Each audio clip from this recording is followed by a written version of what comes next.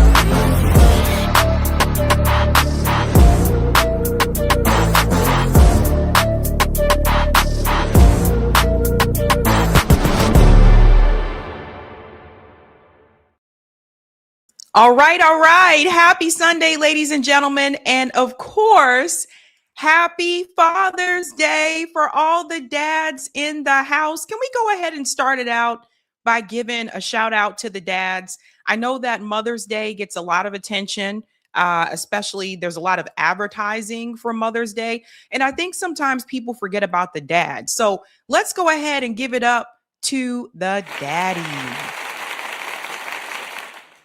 Father's Day for the dads. I don't know how many people in the chat are fathers, but if you are and you want to let us know, feel free to let us know. But I did want to make sure we do not forget about you guys, because sometimes I do feel like people forget about it. People forget about Father's Day. But welcome to Sab's podcast. I'm your host, sabrinasalvati. If you are new, I do want to let you know we are also streaming live on X and Rumble and, of course, YouTube. Tonight's show is really interesting. The theme is power shift, and the power shift is moving in our favor, in the favor of the 99%, not those at the top. And I think it's making people very nervous, very nervous. So I want to start out by giving shout outs to people in the chat, ladies and gents. Again, happy Father's Day to the daddies. All right. Shout out to Juliet, said rare to attend live, but home to this evening. Welcome, Julie. Hello. Shout out to Jay Vintage. Please try not to use the word goo in place of the word search, as folks should never use the goo. We know better. You and others have taught us all about it. LOL. Use something like brave. Good point there. Shout out to Randy, says, I'll be patiently waiting. Good afternoon and love you, Sabby. Greetings, Rich. Happy Father's Day to all the good daddies watching. Shout out to 742, says the power of none. Greetings, Lauren, says the Nobel Peace Prize for Trump, who ended the war he started by losing the war. Greetings, Mr. Moto. I'm neither good or bad. I am simply a dad. Hey, what's going on? Shout out to Cloudness, says happy Sunday fun day and happy Father's Day to all the real ones. Salute to Sabby Sabs and everyone in the chat. B1 fam, certified salute. And bing bong, we're still lit. Shout out to Blockbuster, says hi. Greetings, Ronnie. Hello, everyone in the chat and Sabby and team. Happy Father's Day to all the wonderful dads out there. I lost my dad last August, so especially missing him today. free Palestine. I'm sorry to hear that, Ronnie. Greetings, little wisdom among the fans already here. Shout out to Sylvia. Hello, Sabby, Eric, and team as well. Chat. Happy Father's Day to all the cool dads out there in free Palestine. Greetings, Hannah says, sup. All right. Shout out to April says, hello, happy Father's Day to all the fathers and the moms that have to be fathers also. Shout out to Han says, sup, everyone. Greetings, Violin says, straight out of Hormuz. That's right. Greetings, Sishada says, hey, Sabby. And shout out to AB Media says, hey, Sabby. Hello, hello. Yeah, I think, again, I do feel as though Father's Day oftentimes is just overlooked. I don't know what the whole, reasoning is behind that. It's kind of weird when you think about it. But we do got to make sure we give that support and love out there to the daddies, to the fathers as well, to make sure they are also appreciated. And if you have not reached out to your dad, do so, please. Please text or call dad just like you do mom. We used to have this running joke like back in the day. They used to show these ads of people saying, mom, dad, or it was mom, I'm going to Disneyland. We're going to Disney World, that type of thing. And then also I noticed something too, like on those shows like the Wheel of Fortune, Price is Right, and those game shows, when someone would win, they'd always say, hi, mom. It was always Bob, and so it's like, don't forget about the fathers. Just don't forget about the fathers. All right, ladies and gents, we have quite a bit to get into. It is Sunday Fun Day, so we do have a funny story in the mix today, which I think we need. We need some good laughs as well. But the theme is power shift. Power shift. Let's go ahead and give a shout out to the Sabby patrons. Thank you guys so much for your support. Really do appreciate you around here, fam. If you are interested in being a Sabby patron, I have 5 categories. We have the ultimate, the Sabinators. Don't forget about the Sabsters. They're cool ones too, just like you. And we have the Sabbies. We say they're not too shabby. And last but not least, we also have the members who always remember to be here. Welcome. I also want to give a shout out to a new Sabby patron. I like to call them newbies. Let's give it up for Nicole Sambor. Welcome, and thank you. Also, of course, a happy Father's Day to my producer, Eric, who's in the chat as well. It is also happy Father's Day to him. So don't forget about Eric as well. Okie dokie, ladies and gents. What are we going to discuss tonight? We got a big one. Some things are shaking up, fam. Some things are shaking up. Let's go ahead and share that thumbnail so you can see what we are discussing. Quite a bit to get into. Yeah. Ain't nothing to it but to do it. Here we go. Tonight, ladies and gentlemen, Professor Mohammad Marandi, yes, spoke with him. He has a bit to say. There's a lot going on right now with Iran and the U.S. And if you have not heard, Iran closed the Strait of Hormuz again. And you see the look on Donald Trump's face. Iran said, fuck around and find out. Find out. So Professor Marandi explains a lot about that. And then also, of course, J.D. Vance and the Iran delegation, they are in Switzerland right now, the so-called neutral country, which is no longer neutral because they're now a part of NATO as well. And some things are shaking up there. I've just been watching it minute by minute on social media as well. J.D. Vance is getting dissed to his face. So there's a lot happening there. We're also going to discuss Bill Maher. Bill Maher is afraid. And this is connected to that power shift theme that I was telling you about. You're going to see what Bill Maher said to Khanna. He is very apparently fearful of Zoran Mandami because of the speech that Zoran just gave. Of course, some of this has to deal with the geopolitical issues in the Middle East, but that's not the only reason why people like Bill Maher are afraid. There's a power shift that is going on. And we're going to get into that recent report that just came out about Gen Z and how many of them are having to live with their parents. So all of this is connected. We're also going to discuss Kamala Harris just had a recent interview with Don Lemon.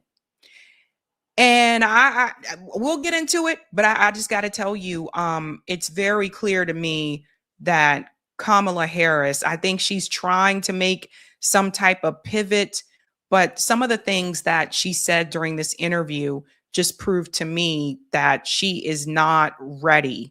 As once again, if she wants to run for president, she's not ready. I'm going to show you how Don Lemon kind of like was walking her through the interview. That was something that I noticed. And also some of the comments that she made. So we're going to get into that. We're also going to discuss, we do have a fun day story. You guys know that Sunday Fun Day, we have to have a fun one that we can laugh at. I don't know if you guys have been seeing what's been happening with these World Cup experience here in the United States, but people are having a time. They are having a time. And I am not one that's like a big like soccer person, but this isn't even about the game. This is about what's happening outside of the games. People are showing up and they are showing out. And that's the picture of the guy you see there with his mouth open, who is from the UK. They are just shocked by what they are seeing in the United States, the amount of consumption that we have, and so much more. And some of them are apparently having a good ass time from the videos that I saw. So, you know, we got to have a fun one on Sunday, and that one is really going to make you laugh. So before we get started, ladies and gents, do me a solid and smash that like button if you can. And if you're new, don't forget to like, sub, and share, just like a Care Bear. So the theme again is power shift. You're going to see the first story here about this power shift. When we talk about what is happening geopolitically in the world right now, there is a power shift. There is a power shift dynamic that is happening across the world. You know, for a long time, they have been used to Israel being prioritized, the West being enormously powerful, of course. And now things are changing on the world stage. One of the things that we have come to learn is that the reality is, after the US and Israel decided to bomb Iran, Iran has shown the world that they do have power and that they can close the Strait of Hormuz whenever they want. And going forward, they can use that as leverage. Just over the weekend, they decided to close the Strait of Hormuz again. And Professor Marandi gets into all of that. So I talked to Professor Marandi earlier today because of the time zone difference, like they're like way ahead of me in time. When I spoke to him, it was like noon here. It was 7:30 there, 7:30 p.m. So we're going to play that and then I'll be back and we'll get to the other stories, ladies and gents.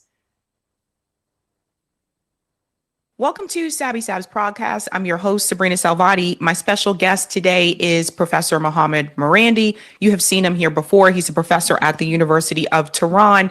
Professor Marandi, thank you so much for joining me. Hi, Sabrina. Thank you very much for inviting me. Well, there's a lot going on.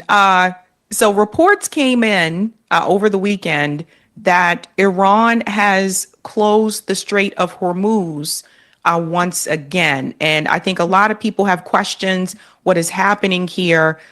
I want to start there, and then I want to get into this delegation meeting in Switzerland that's taking place right now, it appears.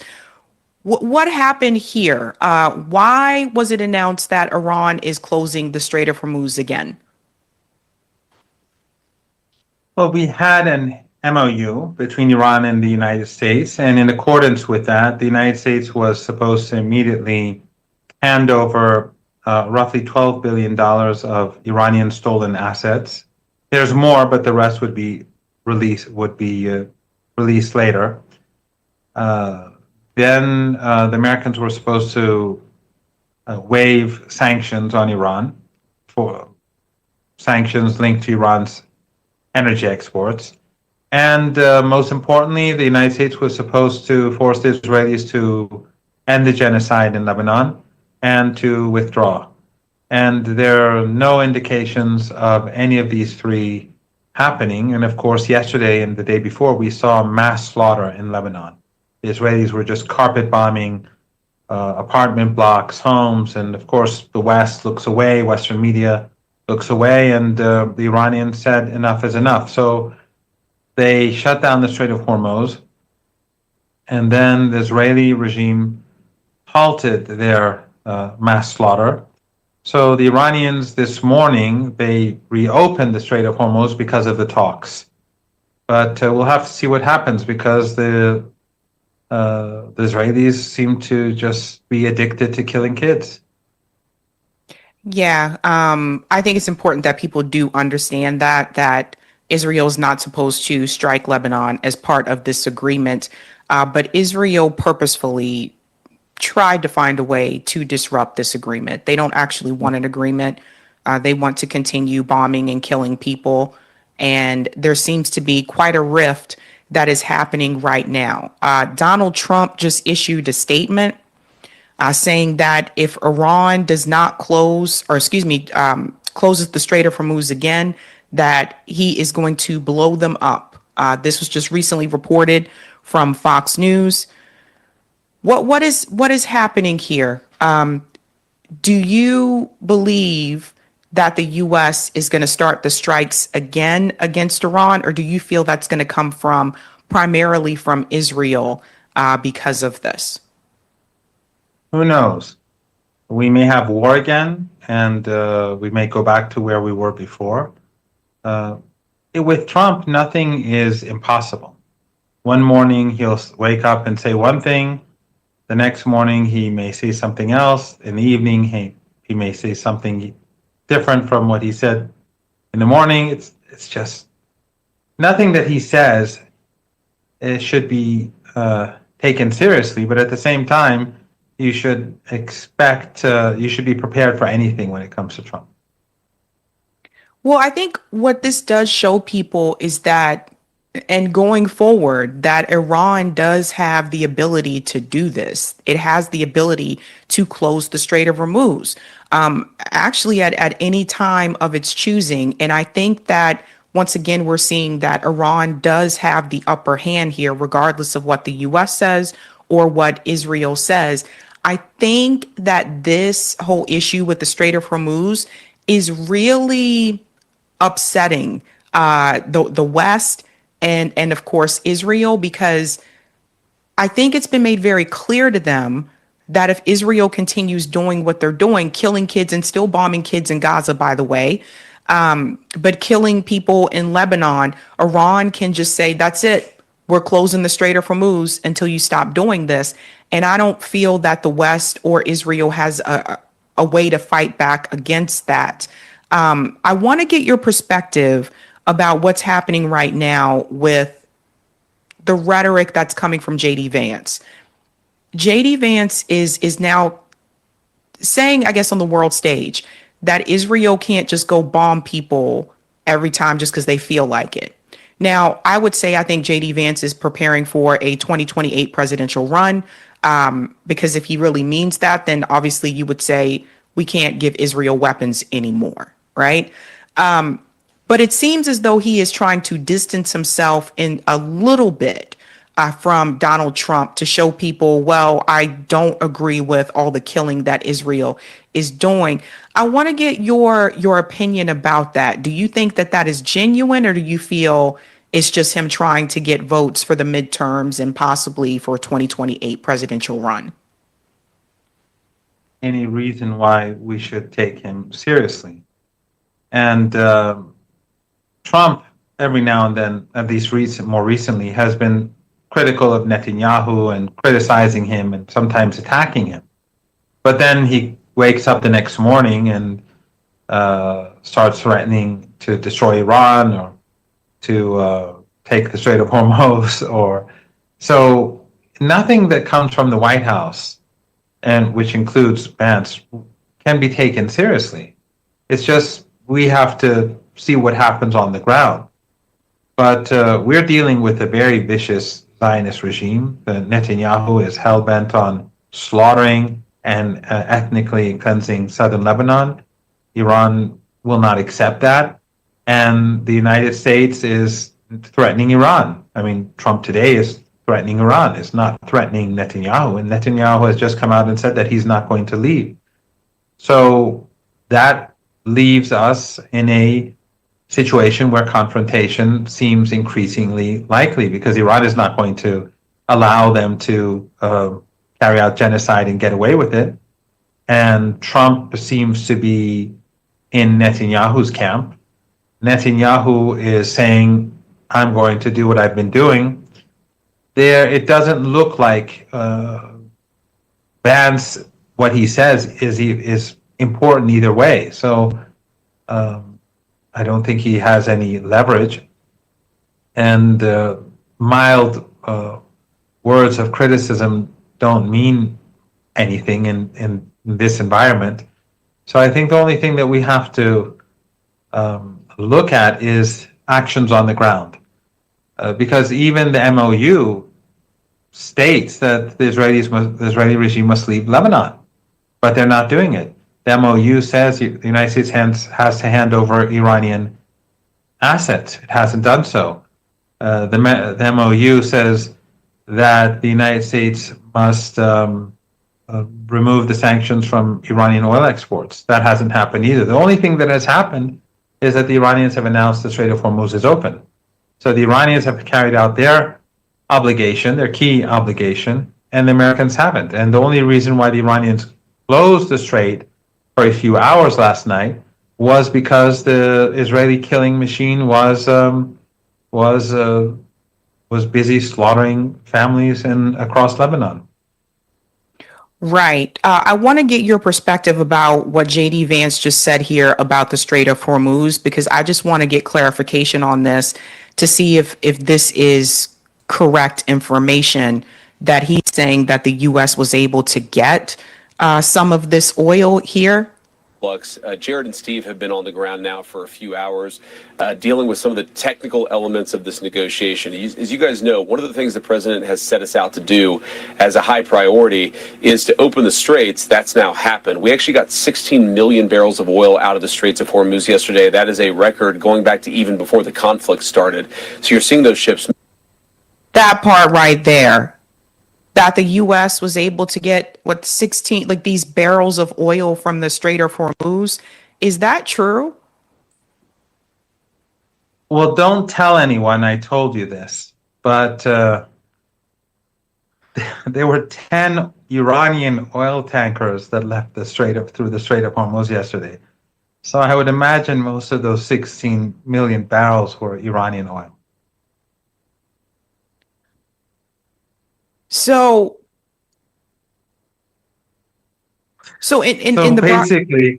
basically, the Iranians have been able to export their oil because they had a number of tankers that were full, that because of the siege couldn't get out, and then because of the agreement, those 10 Iranian tankers got through, and the day before, a number of Iranian tankers got through too. So most of the oil that has left the Strait of Hormuz is Iranian oil.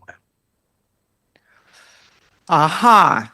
Yeah, that's why I wanted to ask you about this, because I'm like, what is he talking about? So again, just more lies. There are new concerns now. I mean, the Strait of Hormuz is open. I mean, Sabrina, the Strait of Hormuz is open, but the number of ships that pass through are very limited, because of the minefields and because of, the mines, the mines in the strait, and because of the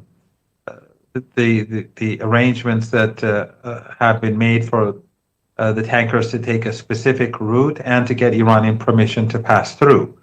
So the Strait of Hormuz has been open since the agreement was signed.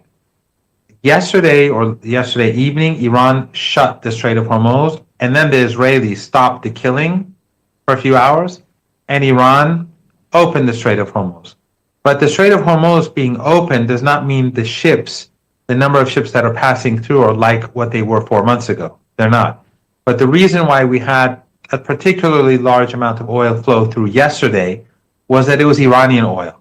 The Iranian ships were passing through because a lot of these ships were stuck due to the American siege. So the Iranians have have let all those ships, the Iranians have sent all those ships to their customers. It's not, in other words, most of the oil is not Saudi oil or Kuwaiti oil or Emirati oil, and that's the oil, or Saudi oil, or Qatari LNG. That's what the Americans want. But I'm pretty sure that Trump is not so excited, all that excited about Iran being able to export its oil. That's very interesting. So here's the claim that's coming out now. And I guess this is what made Trump very angry this morning. Iran accuses U.S. Israel of ceasefire violations, will close Strait of Hormuz again. So this is another thing that's coming through, that Iran is going to close the Strait of Hormuz again. Have you heard anything else about this, about future possible closures? Well, when was this published? Let's see. Oh, this was yesterday. That's right. This is the 20th. That's right. Yeah, Iran did close the strait yesterday. And then the Israelis stopped the killing, and then Iran opened it again. But as I said, the amount of ships that are going through the Strait of Hormuz are a fraction of what they were 4 months ago. And it is true that yesterday in particular, a large amount of oil went through, but that's because it was Iranian oil. That is interesting. For the most part. So now that the Strait of Hormuz is open again, do those ships have to pay do they have to pay a fee now going forward, or not? Well, they will pay a fee, and it's true that yesterday in particular, a large amount of oil went through, but that's because it was Iranian oil. That is interesting. For the most part. So now that the Strait of Hormuz is open again, do those ships have to pay do they have to pay a fee now going forward, or not? Well, they will pay a fee from 2 months from now. For these 2 months, the Iranians have agreed that if the United States carries out its obligations, Iran won't take any fees. But after 2 months, Iran will. But the issue right now is that where are we going?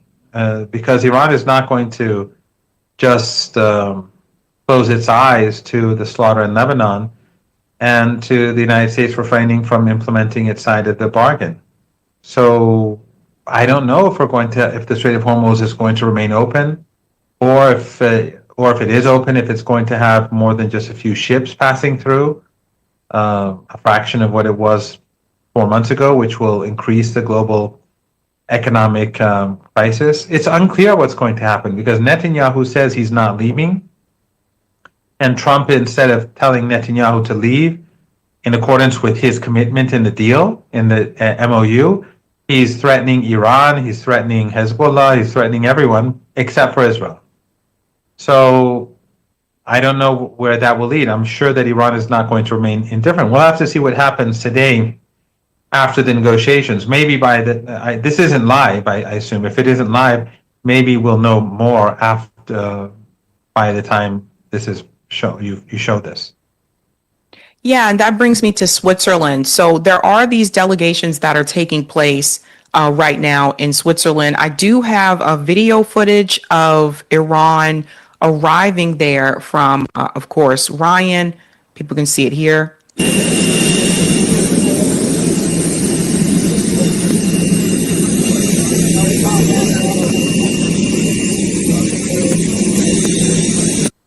And I believe this is the foreign minister of Iran who is here.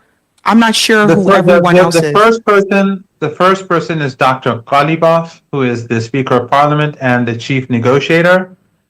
And sorry, this is my cell phone, so I can't see well. But I think the third person is the foreign minister, Dr. Araghchi. Yeah, and it says the Iranian delegation team is named Manab 168, and they arrived in Switzerland. And that brings me to this part. So what is supposed to happen here in Switzerland? Well, first, you know that Minab 168 is Minab is the city where the Americans killed 168 little girls, Yeah. mostly girls, at an elementary school on the first day of the war. But in Switzerland, they are supposed to meet the Americans to discuss the implementation of the deal. And as you and I are speaking, they've already held their first round of negotiations, and we'll have to see if this continues. If it doesn't continue, it shows that there wasn't much agreement, most probably, or any agreement. But they're there to discuss the Israeli regime withdrawal. That's supposed to happen in accordance with the deal.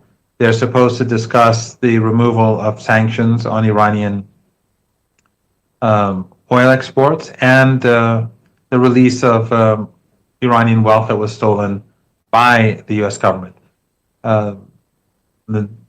After the implementation of these, then they can move on to discussing the broader sanctions regime and the nuclear program. But as things stand, I don't think that's going to happen because these issues haven't been resolved. So one of the things that you mentioned was the Iranian funds. I think this is something a lot of Western media is getting wrong, and I think they're getting it wrong on purpose. The money that the U.S., that Donald Trump said, where we're going to give billions to Iran, that's Iran's money, correct? This is the money that they basically froze? That's right. Yeah. Yeah, that's what in this agreement, they're supposed to give back $25 billion, and almost roughly half of it was supposed to be handed over at the beginning of the agreement. But it's been 3 days, and still the United States hasn't made a move. So the U.S. hasn't provided any money at this point? No. Okay. Yeah. Western media is reporting this as they're going to give our tax dollars to Iran. And it's so disingenuous, but a lot of people are getting this wrong. So that is the money, that is Iran's money there. And then I guess the other question is, JD Vance is there in Switzerland. I do have video footage of that. This is the first time, I believe, that Iran has met with the Vice President of the United States, as long as I can remember. Well, Vance and Ghalibaf, the Iranian Speaker of Parliament, Dr. Ghalibaf, he's actually an associate professor at my university. They met in Pakistan right after the 39-day war, when the first talks began. They were in Pakistan, in Islamabad. And Vance and Ghalibaf and Dr. Ghalibaf met there. Okay, because I have a video here of them. It looks like, I'll show you, because it says they're diplomats. This is from Trita Parsi. This is historic, not because the U.S. and Iranian diplomats haven't met face-to-face before or that they haven't been on camera before. They were regularly during the JCPOA talks, but never at the vice president level. You can see Arganchi and JD Vance in this clip. I'll show you this clip here.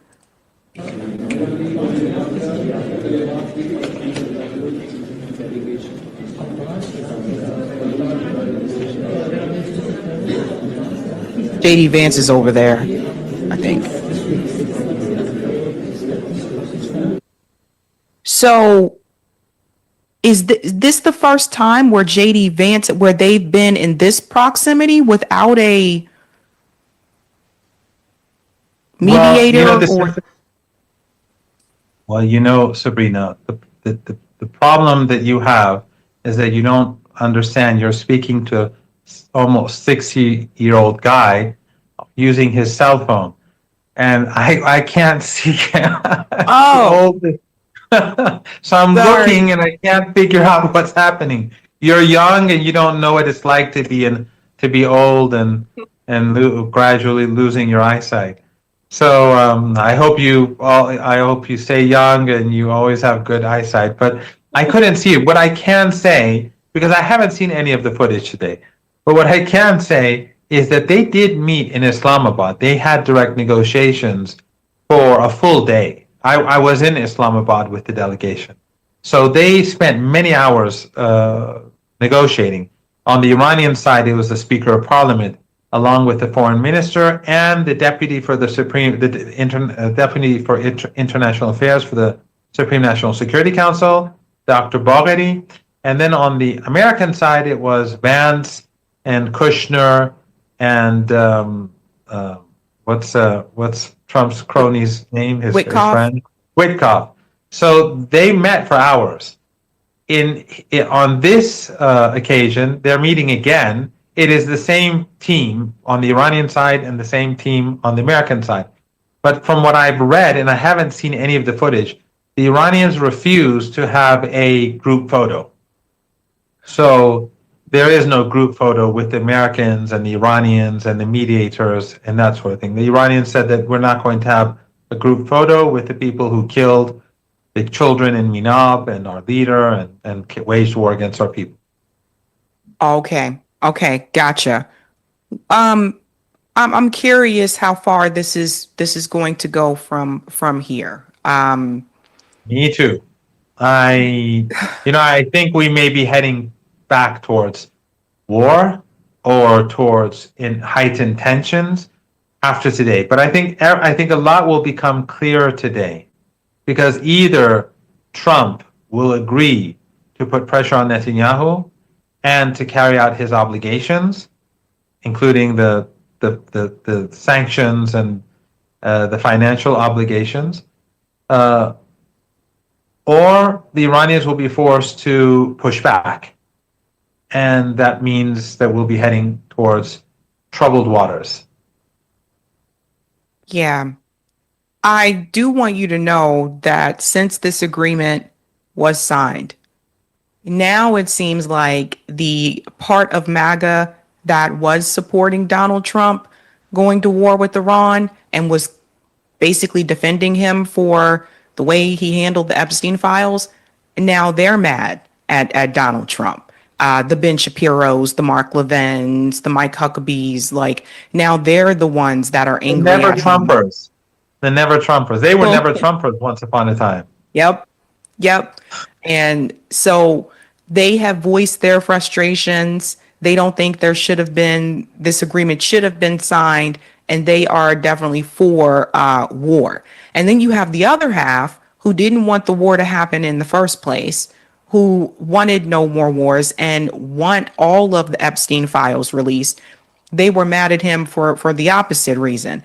And so it's just, we are seeing a fracturing, at least within that party, that I haven't seen before. And I think that's very telling. I think that Donald Trump and Benjamin Netanyahu, they really started something here that they don't know how to finish.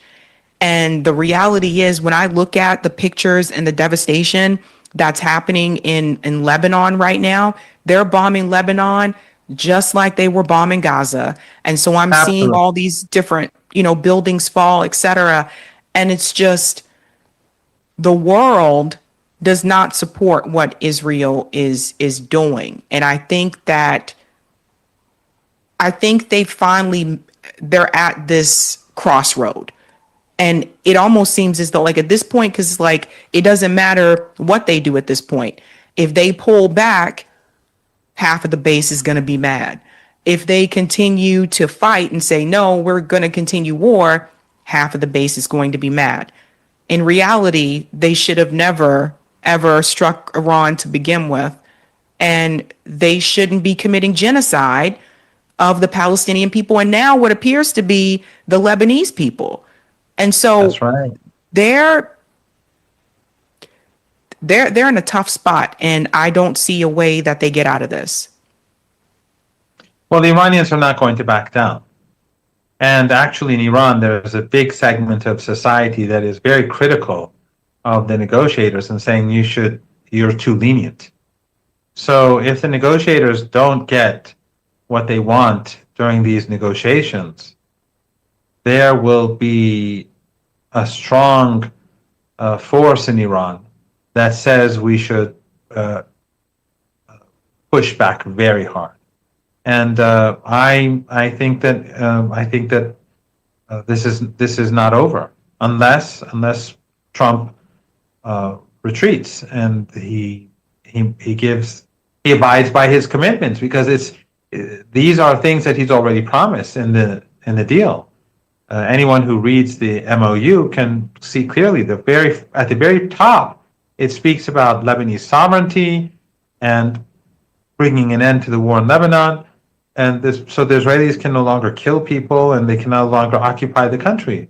It speaks about releasing Iranian assets. It speaks about lifting the sanctions, and Americans are. And this is because those in Iran who are now very critical of the negotiators, and you can see their frustrations in the streets. You can see it in the media. You can see it on even government television.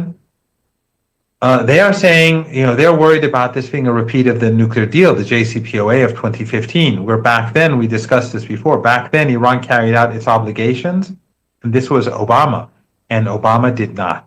He did not reciprocate. And so the Iranians they retreated. And now they're saying that this is what the Americans want to do again.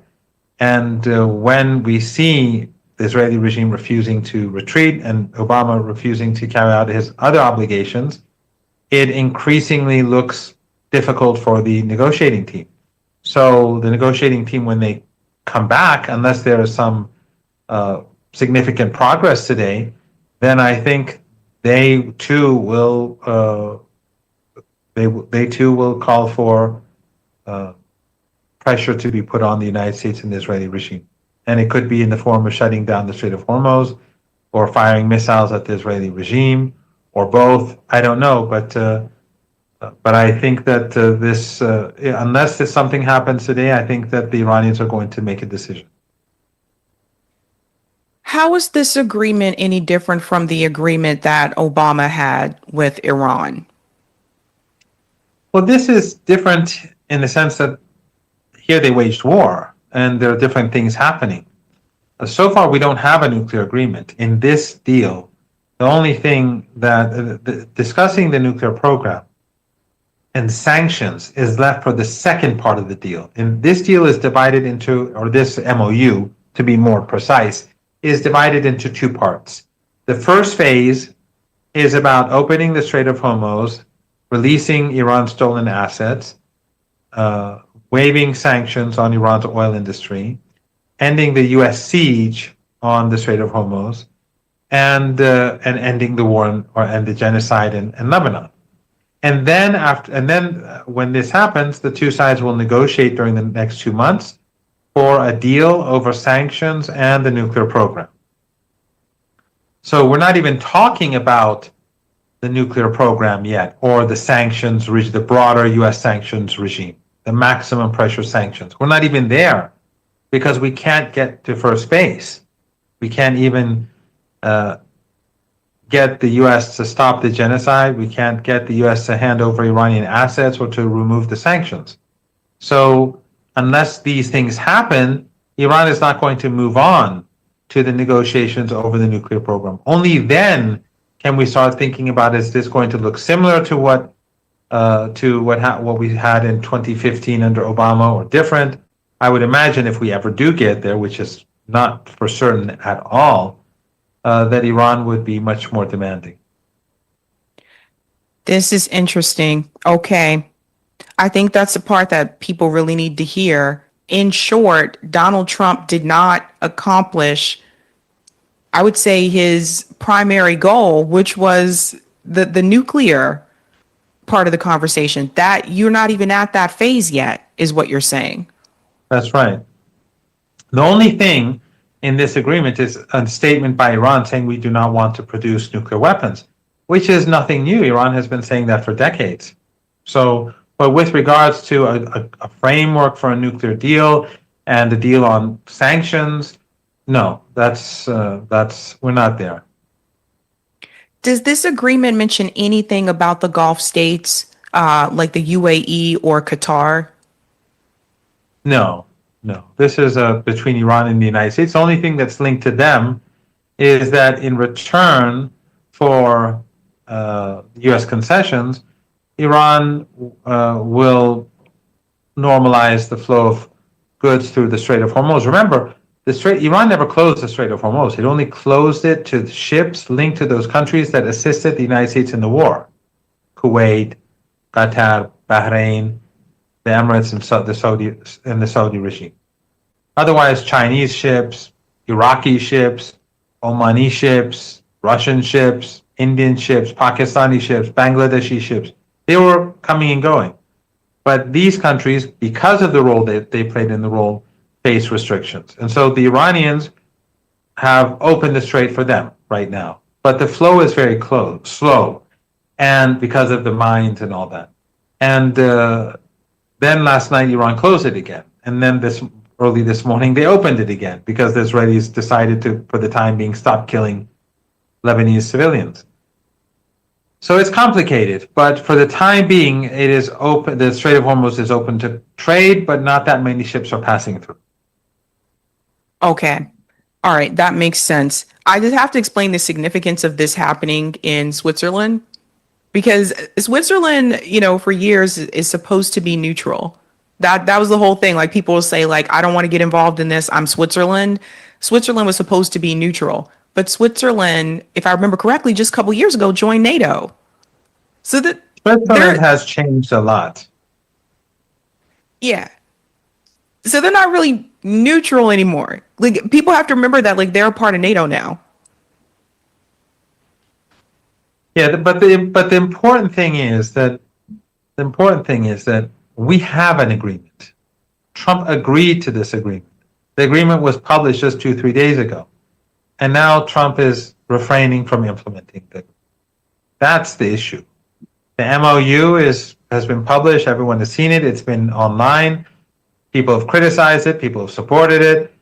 Whatever the different takes are on the agreement, it is there. And now Trump is refraining from carrying it out. And that, for the Iranians, is not acceptable. They're not going to walk away and let them get away with that.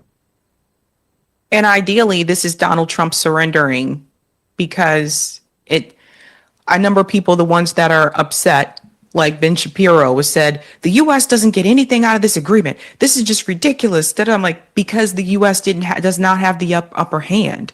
At this point in time, like, the question is, do you want the war to continue? Do you want it to stop?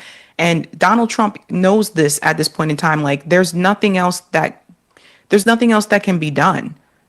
That's gonna. Shapiro doesn't. Shapiro and the others, they don't care about the United States or the U.S. economy or the American people. They are loyal to the Israeli regime, and so for them, it doesn't matter if the United States economy crashes or if American soldiers are killed or anything like that. It's irrelevant. Yeah, they're Israel first. That is their number one priority. People have to remember that when you hear them say the things that they say. Professor Marandi, anything that you would say to those that I told you I started reading that book, Going to Tehran. And what I like about it is that they're calling out both sides. They're calling out how the Republicans handled it. They're calling out how Democrats handled it, because they worked under both. One of the things that they continue to stress is that the United States government has to learn how to work with Iran instead of working against Iran. This book was published back in 2014. So the message has been there for quite some time.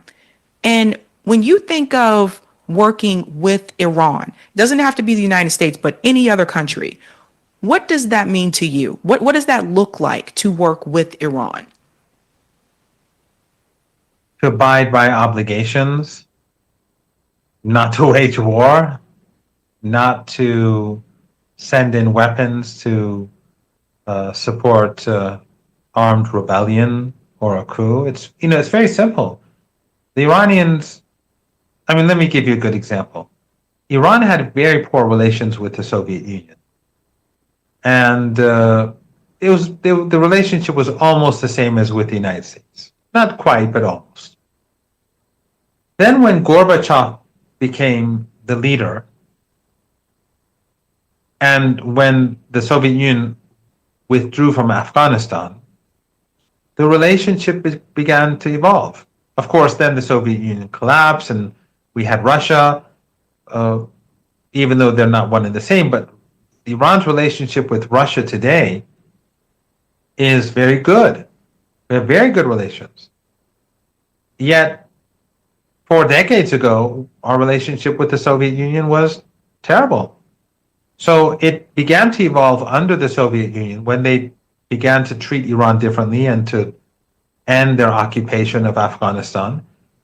And of course, it further evolved after the collapse of the Soviet Union, and Russia basically was the entity that Iran was dealing with in its place. It became better and better. So there's no reason why Iran and the United States should be enemies. The only reason why there is this hostility is because of the coup in Iran in 1953, and of course the support that they gave to the Shah, and then after the revolution they supported Saddam Hussein. All that is true, but today what is blocking any path to change is the Israeli regime. The Israelis do not want rapprochement between Iran and the United States. They want war.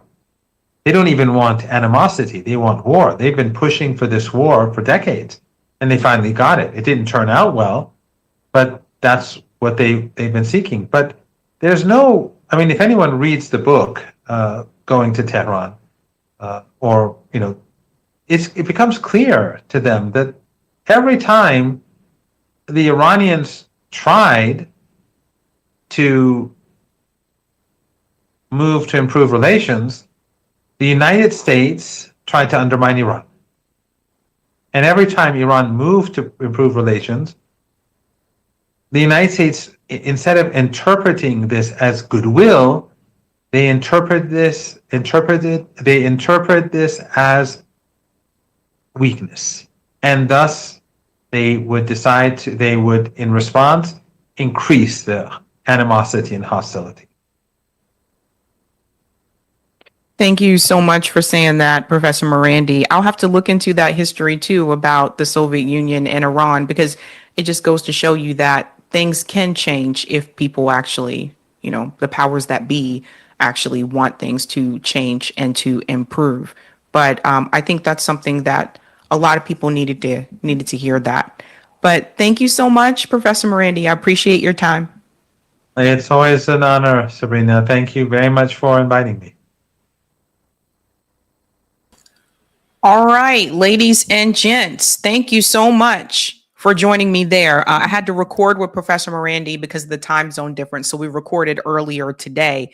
Quick correction. Switzerland did not join NATO. My confusion there was that they're not a part of NATO, but they still cooperate with NATO. So it's kind of a sneaky thing there. But this power shift that I was talking about, this is one good example here is what we see happening right now with Iran, right? The geopolitical power shift, it's moving in a different direction. It's moving more towards a multipolar world. And that world would consist of like the BRICS members, China, Russia, Brazil, India, even though India like plays both sides, this whole story about that. South Africa.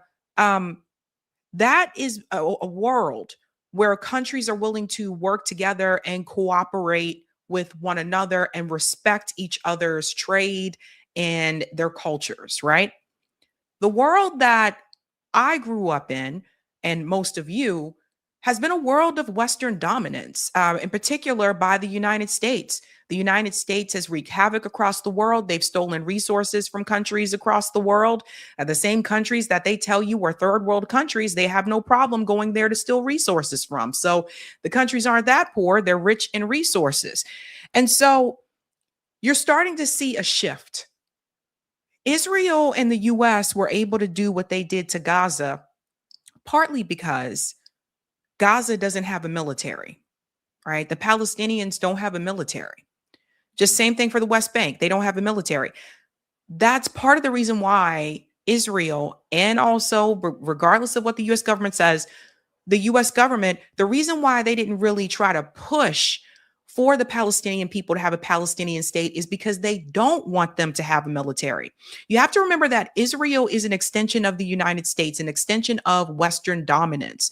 So I look at Israel as a military base in the Middle East for the United States. They are there to protect those resources in that area so that the other Arab countries will not have control over the oil and all of that stuff, right?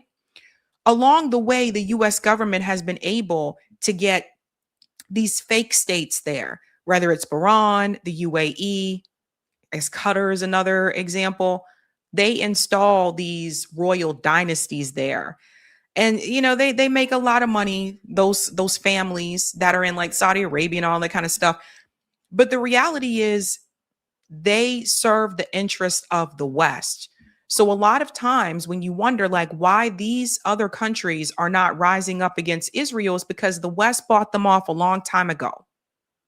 So they operate on behalf of the US, not what's best for the Arab people, if that makes sense. So when I say that there's a power shift, the geopolitical power shift, Iran has shown the world that, guess what? We hit back. If you punch us, we punch back. Oh, and by the way, we can close the Strait of Hormuz. And good luck with that. Good luck with getting those ships through. Since we close it, you're going to have to pay a fee now, by the way. The US government and Israel are not used to dealing with this in the Middle East. And you can all thank Donald Trump and Benjamin Netanyahu for starting all of that. Because the reality is, if they didn't attack Iran, both of them, the strait probably never would have been closed in the first place. But here we are. Now, Lebanon is also added to this as well. Israel is carpet bombing Lebanon. They're killing civilians. Similar to what they did in Gaza, they're still bombing people in Gaza. Gaza's full of tents. So Israel is not popular the way it used to be. And I think that's important when I get to the Bill Maher story. When we talk about a power shift, and you'll see what I mean.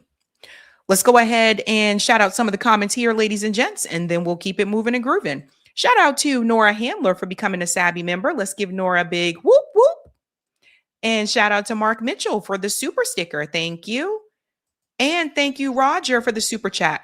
We not call it multipolar, Sab, but a global coup. Thank you. Thank you so much for that. Okie dokie. Let's go ahead and get into this next story. Power shift is the theme. Bill Maher recently on his show had some things to say about the speech that Zohran Mamdani gave because there was criticism against AIPAC, one of the big pro-Israel lobbies, but not the only one. And I'm just here to tell you this criticism from Bill Maher is not just about AIPAC. It's not just about the pro-Israel message. This power shift involves geopolitical shift and an economic despair. And we're going to break down both of them. So first and foremost, let me show you what Bill Maher said. He said this to Ro Khanna. I think Ro Khanna tried to call his bluff here and tell him what he needs to do about it instead of complaining to him. Listen to this. Well, you think Mamdani's a great one, huh? I do. I mean, did you see his Knicks speech? I mean, anyone not the issue that most concerned me. I don't it's need... worth a watch because the speech was not just about the Knicks. First of all, he recites every Knicks player. I mean, I couldn't do that about the 49ers. Who gives a shit about the Knicks? He's the mayor of New York. Well, yeah, but he talks about how it's actually bringing people together. Trump voters, Mamdani voters, how it's overcoming the odds. And he took a speech that was just about celebrating the championship, and he made something bigger about it. Okay, He's a talented. okay. Well, it doesn't make me forget that his wife loved October 7th attack on Israel, and that he pals around with terrorists. No, come on. Have you had him on the show? We ask people like that, Ro. They never come. I'll talk to him. I think I he would should love come. that. I think he should too. Yeah, I mean, I think he should come. You have a I do too. I would love to talk to him.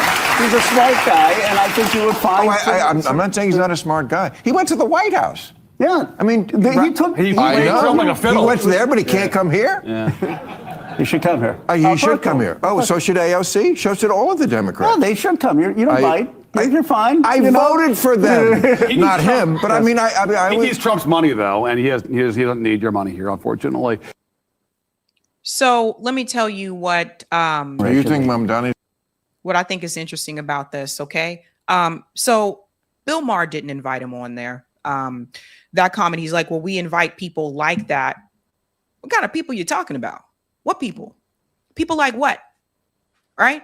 But they didn't reach out to him to invite him on the show. And look, it's his show. He can do what he wants. But my thing is, if you're going to complain about this person so long and so many times, why not just bring them on and have that healthy debate, right? I think he was afraid to do that.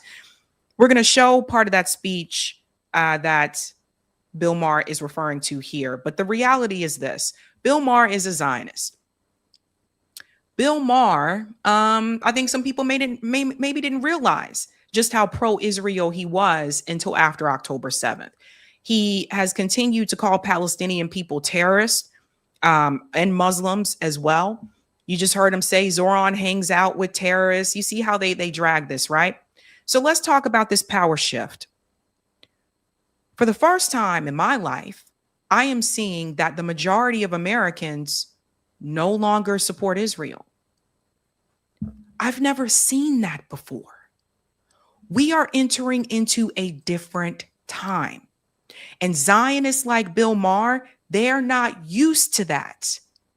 They're used to the majority of Americans supporting Israel and condemning Muslims and the other Arab countries. So now there is this change, and people like Bill Maher, who have, touted some of these very, Islamophobic like statements, they are now pushed into a corner because they are being told by the majority that this is no longer okay. They don't really know how to deal with that. And so he is afraid. Now, don't get it twisted. Bill Maher has plenty of money. He'll be just fine. But his fear is that the masses are no longer in support of this genocidal Zionist state, something that he has backed and he supports. And he wonders what that means for him. Now, he's not alone. I always thought that guy was an asshole, by the way.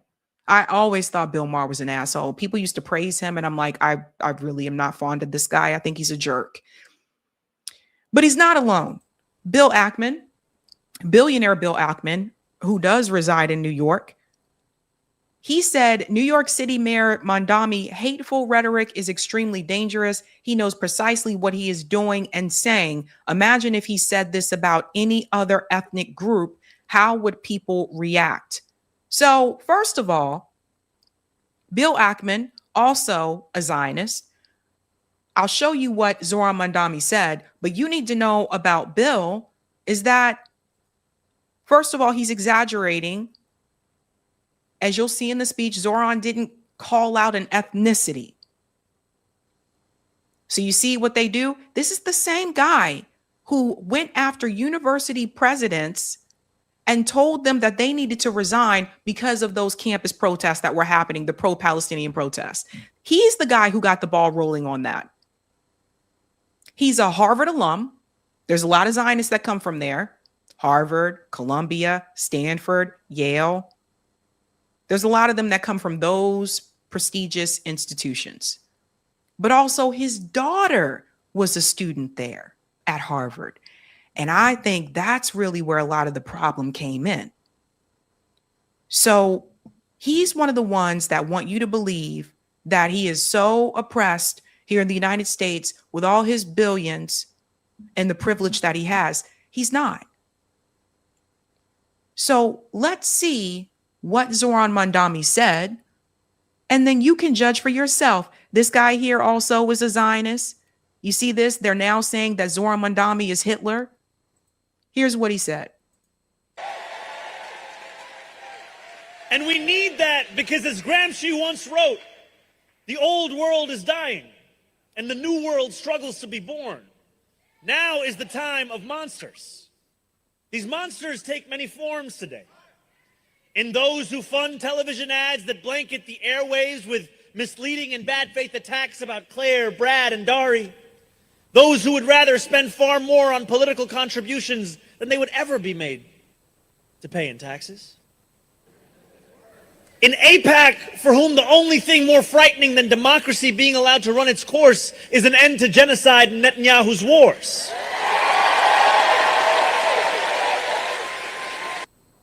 So he called out AIPAC, a pro-Israel lobby.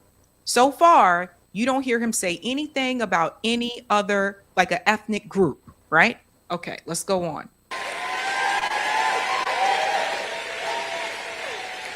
They move millions in dark money to accomplish a single goal, to preserve their power so that they can turn us against one another, instead of our leaders turning towards the moral change we all know to be necessary. In a politics that for too long has asked working people to lower their expectations, to settle for less, to become satisfied with small victories while our wages grow even smaller and our costs grow even larger. To resign ourselves to resignation, to accept the unacceptable. In the wealthiest city, in the wealthiest country in the history of the world, we need not live in fear of monsters any longer.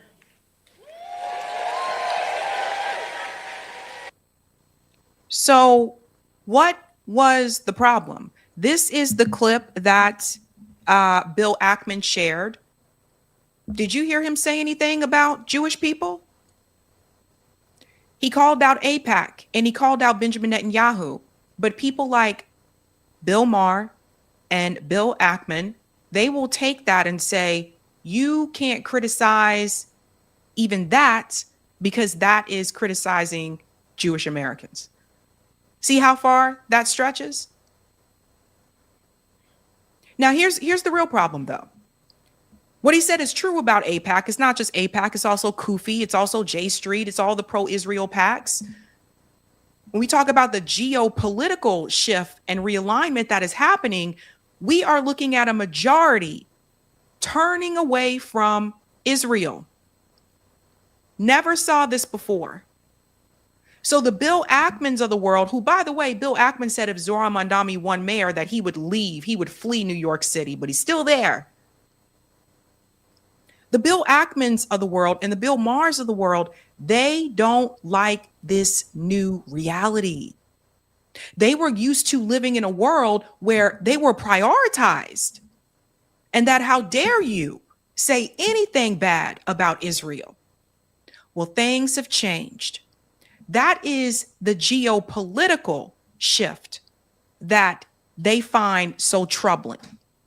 Now let's get to the economic shift, because the whole criticism that they have against Zohran is not just about Israel and AIPAC. It's also about the economy, basic economics. People, working class people, the 99% people asking for basic necessities, asking for more, demanding more, asking for some of the resources that other countries that the U.S. is allies with have. I mean, one of those allies that the U.S. government loves so much is Israel, and everyone in Israel has universal health care. But if you mention it here in the United States, you're a dirty socialist. How dare you? But you'll never hear them call the Israelis socialists. I wonder why. When we get to the economic shift, I think this part here is so incredibly important. There is a reason why you are starting to see this change. Look at this report that just came through about Gen Z, the young adults. A new study by Realtor.com reveals that a third of young people are still living with their parents. These are not strictly college students looking to save money on room and board. We're talking about a record 25 million people under 35, higher than at any time in history.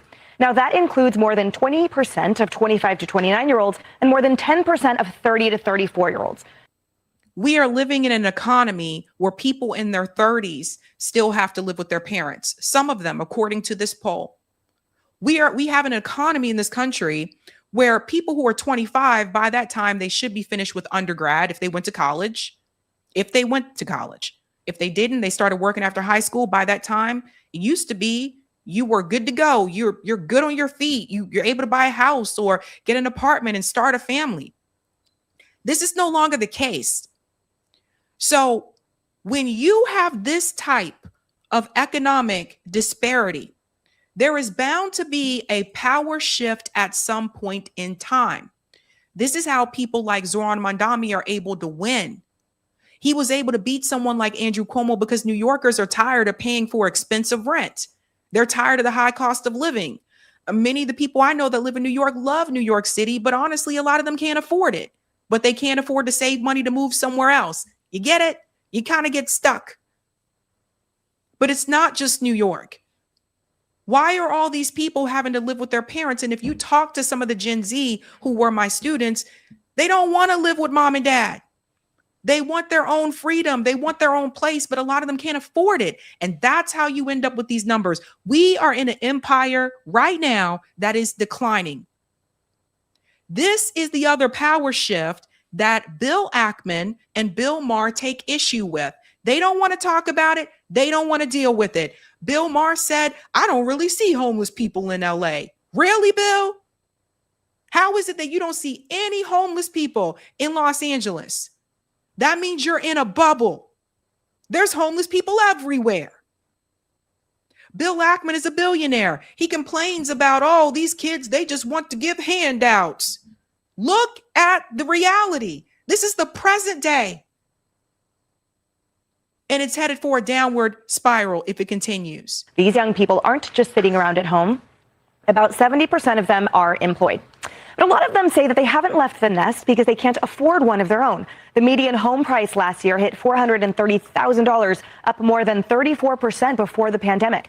The median monthly rent has climbed nearly 18%. A new study by... And I'll add this as well. Let's not assume because they're living with their parents, they're just playing video games and they don't have a job. Most of them have jobs and they're trying to save their money so that they can get a place of their own. When you have this type of economic despair, I have not seen significant improvement since the 2008 housing crisis. I stand by that. This is how you now get to this. This is the rise of the democratic socialists. I call it, populism as well. This is how you get to this. This is how Mandami is able to win because people are tired of these policies that don't actually improve their lives. So let's see what's happening here now. This is a big shift that is happening. When we talk about democratic socialists, how are they viewed inside the Democratic Party? Yeah, you mentioned New York, you mentioned Vermont. Obviously, there's the D.C. mayor. We've seen it in Pennsylvania as well. The Democratic Socialists seem to be doing considerably better than they used to be, and they have the chance to knock off, in fact, Democratic incumbents in Congress. And part of the reason for that, why we're seeing these Democratic Socialists having such good chances or outright winning nominations, is take a look here. Net favorability among Dems. Democratic Socialists of America, look at that. A plus 17-point net favorability rating among Democrats. That is actually better. That is better than how congressional Democrats are viewed by Democrats at just plus 4 points. So no wonder that Democratic Socialists have such a good chance, because simply put, they are a better brand at this point than Democrats in Congress. Now, I would say I wish these people, this group of people, the Mandamis and all of them, I wish that they were independents. I wish that they were either part of a separate party or independents, right? But they're not. But the reality shows, you see this shift that's starting to happen. Congress has a very low approval rating on both sides, by the way, not just the Democrats, but also the Republican Party. And people are wanting people in there that are going to speak to their economic needs. People that are like, okay, I'm going to try to see what I can do about healthcare. Zoran Mandami, no, he's not perfect. I have critiques of him as well, but it hasn't even been a year yet. And he's already started working on the city grocery stores that he said he was going to do. He went in there and got the ball rolling. Now, yes, he was able to get money from the president of the United States. That's what part of that meeting was about. When he met with Donald Trump, he was able to get the backing and approval of Governor Hochul. So the money was able to be moved in such a way where he can start doing those things, right? I thought it was really nice what they did for the New Yorkers, for the New York Knicks, to have like those, when they had the playoffs, the finals, to have those free screenings like that for the public. I thought that was something nice to do, right? So he's younger, he's more populist, obviously. He understands what people are needing and what they're asking for. This is a power shift. The Bill Mahers and the Bill Ackmans, they're terrified. They're terrified of those of us that are 99% getting, I would say, some of the same access to things that they may have. They're terrified of that. They don't want us on an equal playing field. You guys get me? They want us right where we are. They don't want us to, they don't want everybody to have health care. They don't want you to be able to come up in these industries.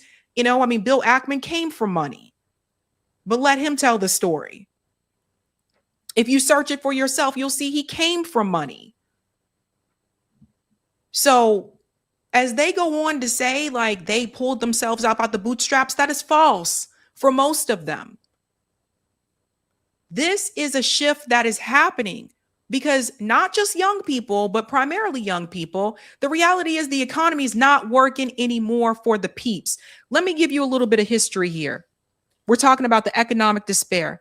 Peep this. Going back to 2016, neither party has had consecutive presidential terms since 2016. I've never seen this before, except for George H.W. Bush, but we'll get to him in a second. Walk with me here for this. 2016, the Republicans win with Trump. 2020, the Democrats win with Joe Biden. 2024, the Republicans win with Trump. It has bounced back and forth between both of those parties since 2016. Neither party has had a consecutive president in the White House. Neither one. Part of that is geopolitical, especially more recently. The other part of that is economics. Let's go back to George H.W. Bush. George H.W. Bush lost re-election in 1992 to Bill Clinton. Now, Ross Perot was also a part of that presidential election. He was on the debate stage. He was independent. And I think that had an impact as well. As some people said, well, I don't like either one of these guys, and I'm going to vote for Ross Perot. The rules changed after that, by the way. They made it more difficult for third party and independent candidates to be a part of the debates. Because the idea is that George H.W. Bush was supposed to get that re-election. Ideally, it is hard to replace an incumbent president. So if whoever wins that presidential election, ideally, you just have this mindset that they are going to be there for 2 terms. That's how it's been all of my life, except for 1992. Now, Bill Clinton wins, and he goes on to start the consecutive presidencies again. So you got Clinton, George W. Bush, Obama, and then when Trump wins in 2016, that's when it changes. And we've gone back and forth since then. And I blame a lot of that on economics. Let's continue on here.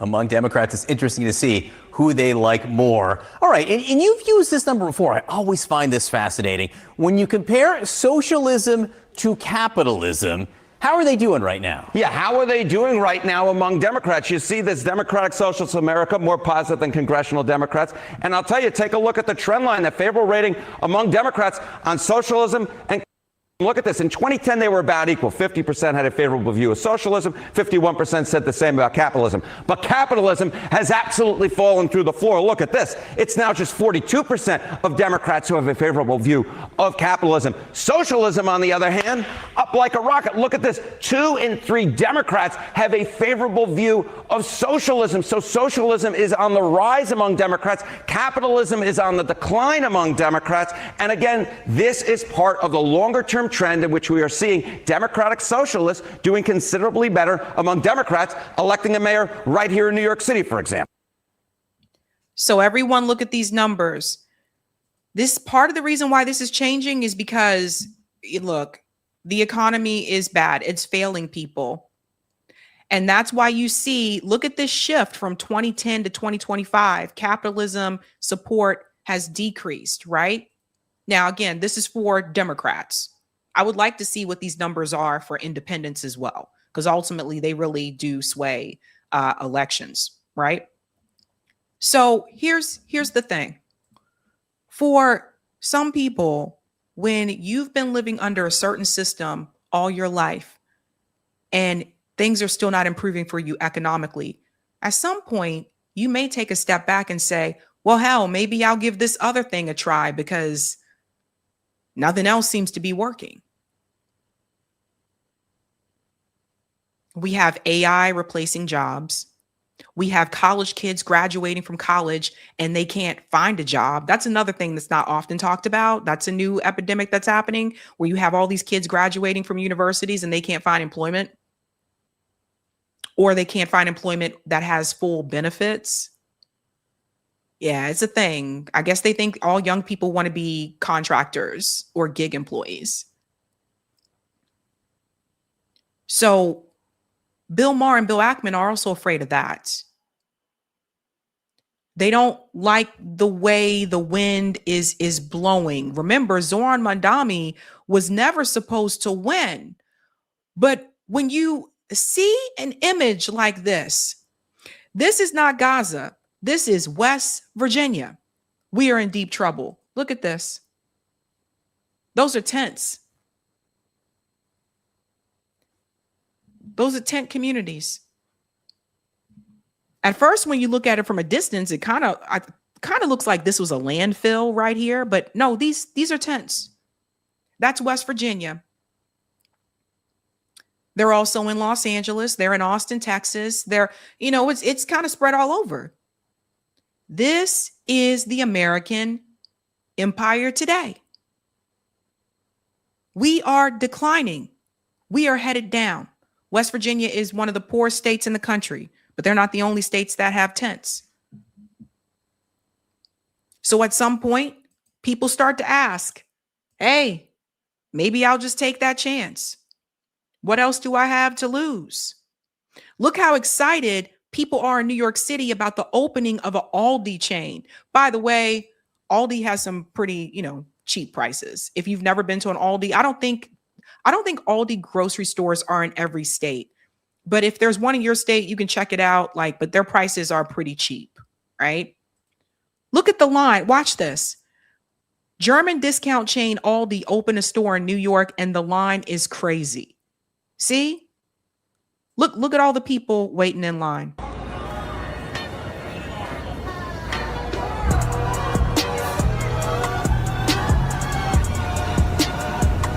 I'll just mute it because of the music. You see all the people wrapped around all the way over there?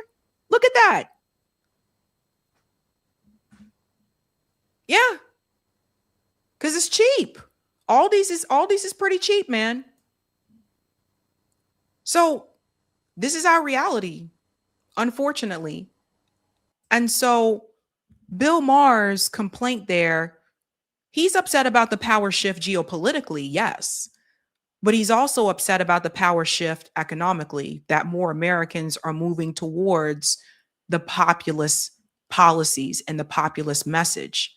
Occupy Wall Street really was ahead of its time when they said we are the 99%. I wonder how it would do today. If there were a movement, another Occupy Wall Street movement today, I bet you it would be even bigger. Let's go to some of the comments here, ladies and gents, and then we'll keep it moving and grooving to the next story here. Thank you. Liz says, for far too long, we've been propagandized against Muslims by Israel. That's true. Thank you, Josephine, for the super sticker. Thank you for reporting the truth. You are welcome. Thank you, Roger, for the super sticker. Not global coup, but global co-op. Thank you. Thank you, Allah. In the words of the philosopher Dave C., F that guy. Thank you, Erica. I'm 46 and until recently never questioned the US-Israel relationship. Now I question everything and share what I believe others must see. Many people my age are waking up too. Keep sharing the message. That is good to hear, Erica. Thank you. Thank you, New York Varsity. Mondami sold out to one demographic, New Yorkers. NYC has Muslims, Jews, and Christians. That is the freaking job. And he stepped up to do it. Thank you. And thank you, Kenman. Bill Maher is a senile old mummy. Interesting. Let's get the comment there on Rumble. Thank you. Thank you for the Rumble rant. F says, ask Maher if Christians should support Israel since they spit on them and beat up old nuns. Yeah, they probably wouldn't bring you on to ask that question. And thank you for this one as well. The empire wants us all to hate each other so we don't unite in class solidarity and overthrow their deviant, corrupt asses. Yeah. This is true. All right, ladies and gents, if you haven't done so, please do me a solid and smash that like button. Thank you.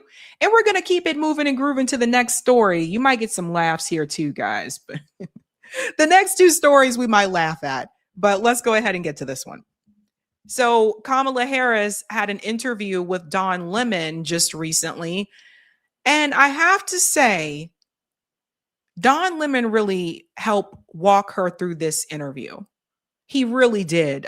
He was helping her, and you'll be able to see what I mean here.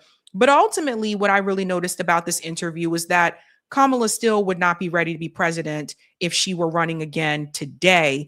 And then also there seems to be no accountability for Kamala when she's doing these interviews. So while she avoided many of these podcasts during her presidential campaign in 2024, she is appearing on some of them now. And let's see what she said here when she brings up, this is really sad, but she brings up Juneteenth. And it's what she connects it to that really bothered me. Listen to this. Juneteenth is a day for us to not only reflect and remember history, but to then think about how that translates to where we each are in this moment as part of that legacy.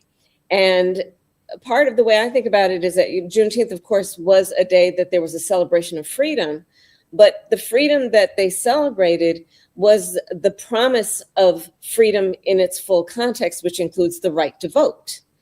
And when we look at being weeks after the Calais decision, we look at what's happening across the country in terms of this attempt to cheat around what so many of these Republican governors started, which is redistricting, and then Democratic governors had to back it up. When you look at what's happening in the South, where there is an attempt to really marginalize Black voters, Black and brown voters in many of those states.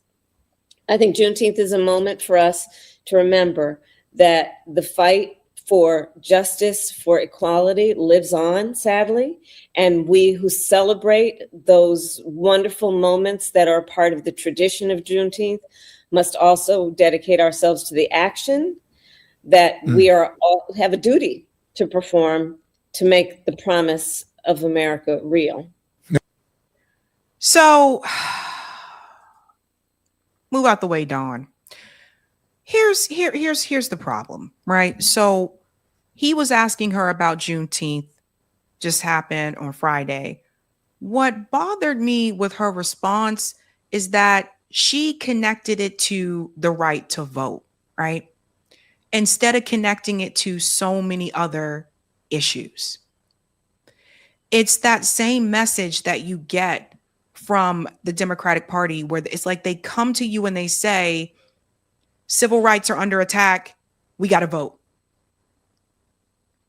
I have yet to hear one word from these Democrat politicians about the police officer who just killed the 1-year-old little boy. Yet to hear one word. Juneteenth is the celebration of the freeing of slaves in the United States.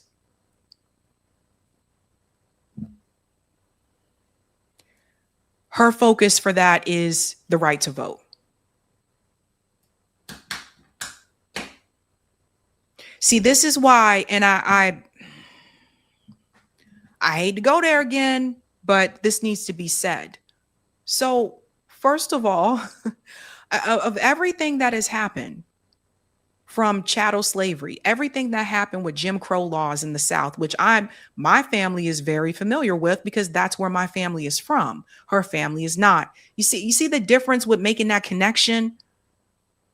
With everything that happened with redlining, with the war on drugs, with mass incarceration, all these other things that you could mention, she connects it to the right to vote.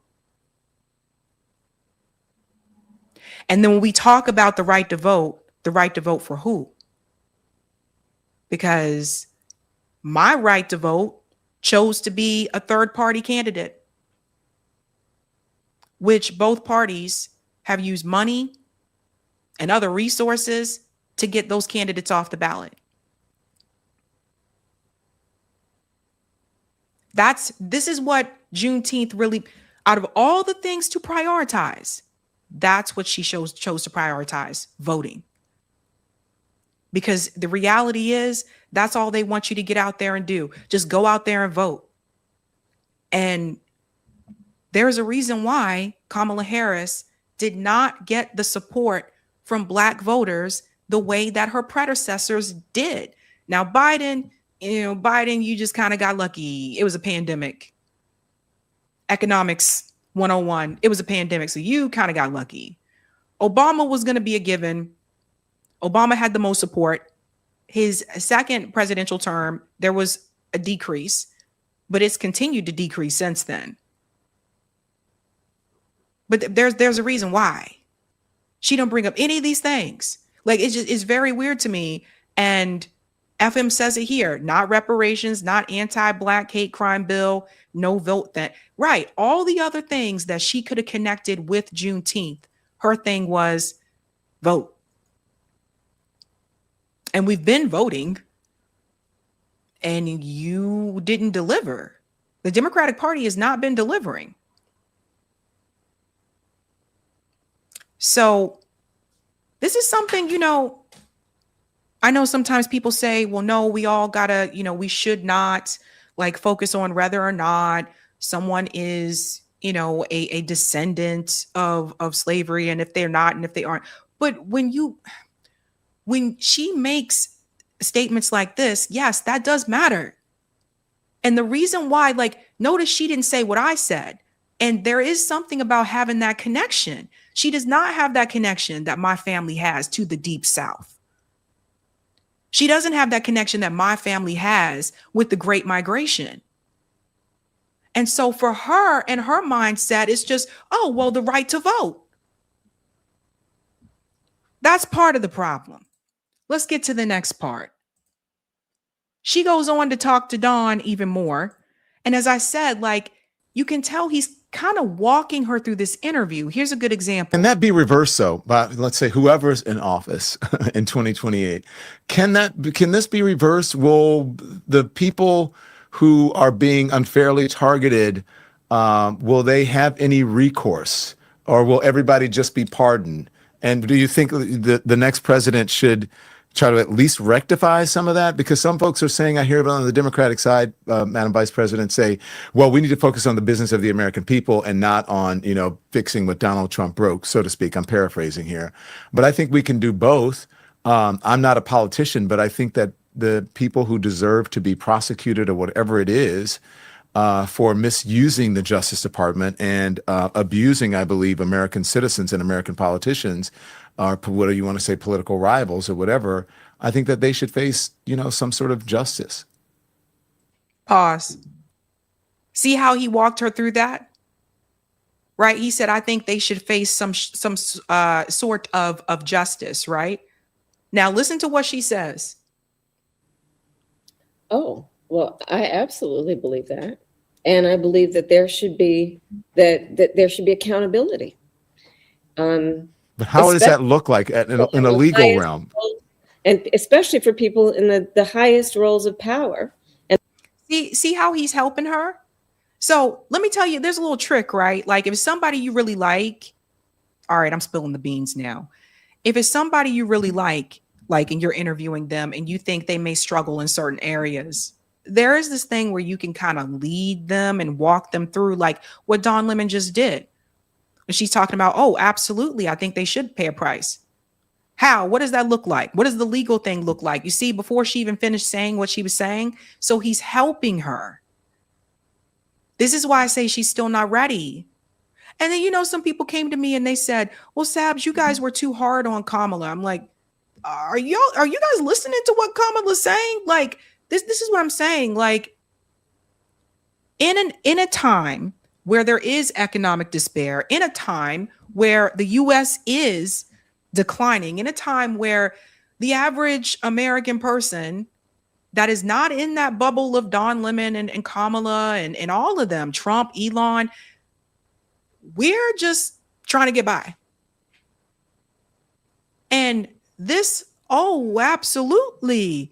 But you don't have a plan. You don't explain like what you would do differently or how you would do it. This is not the time for that. Like, this isn't 2003. Times have changed.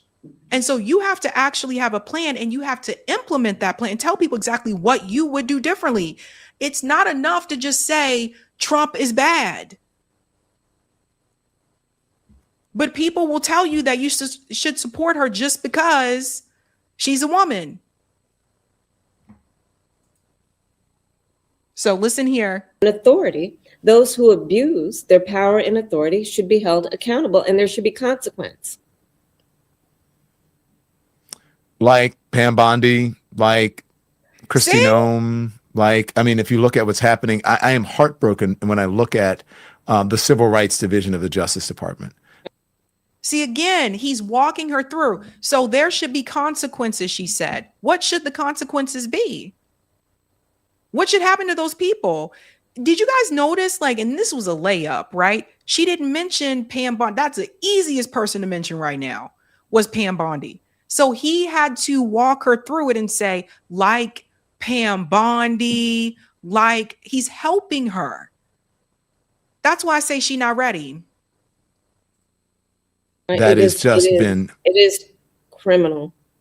What the Civil Rights Division, I mean, you can go across the board, consumer protection, antitrust, you can go across the board. Not to mention the fact that there are people who have worked in that Department of Justice for years and are completely apolitical, but take seriously their oath to follow the law without fear or favor, and who have left or have been fired because they would not bend to the knee of a tyrant who expected nothing less than loyalty to himself, not the rule of law, not the Constitution of the United States. If you are president. Okay, we all get that. We all get what Trump is and what Trump has done. But it's like, I don't know how to say, okay, if I was an advertiser, or how many of you ever worked in sales? If you ever work in sales, let's say you have to sell a product, right?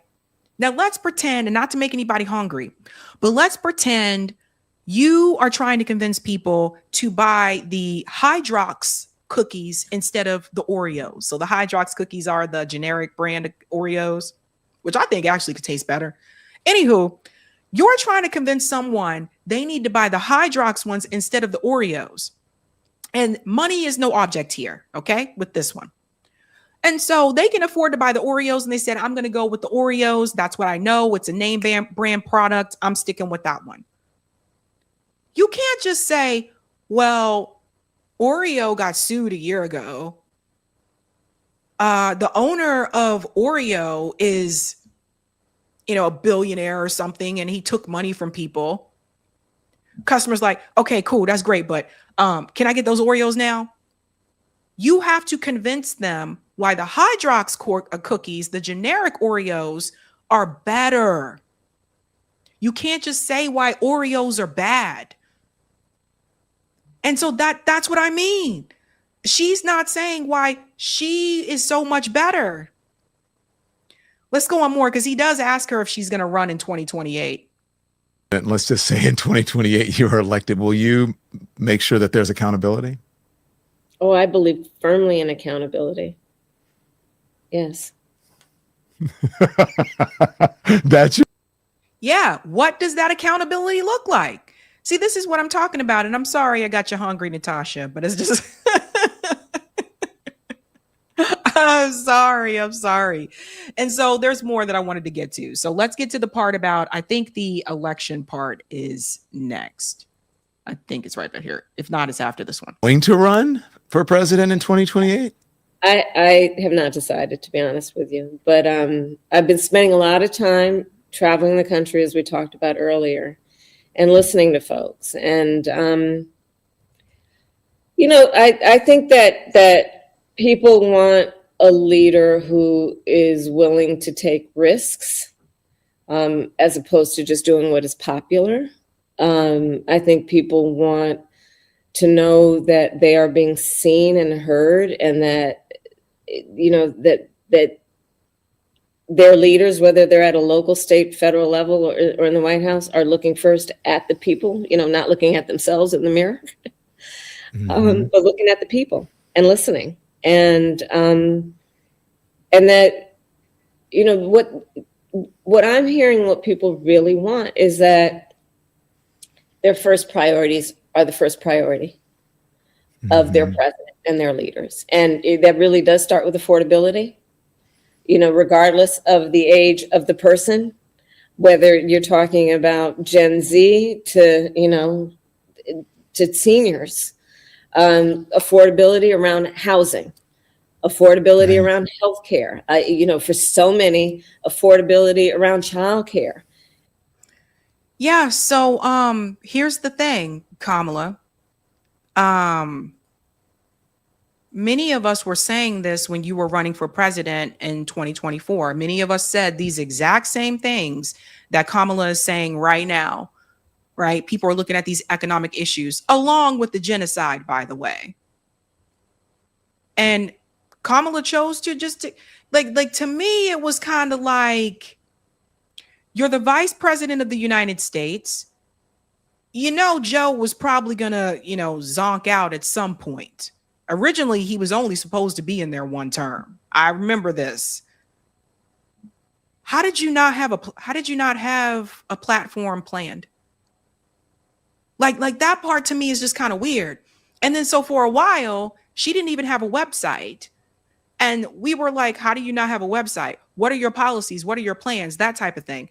And then finally, they came up with a platform and it was weak. And people criticized me because I said it's weak. And it was weak because it doesn't speak to the needs of working class people. It doesn't speak to the 99%. Like, look, I don't live in the bubble that Kamala Harris lives in.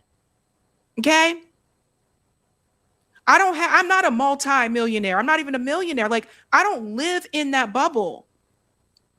I'm not rubbing elbows with like all these different celebrities and all this type of stuff.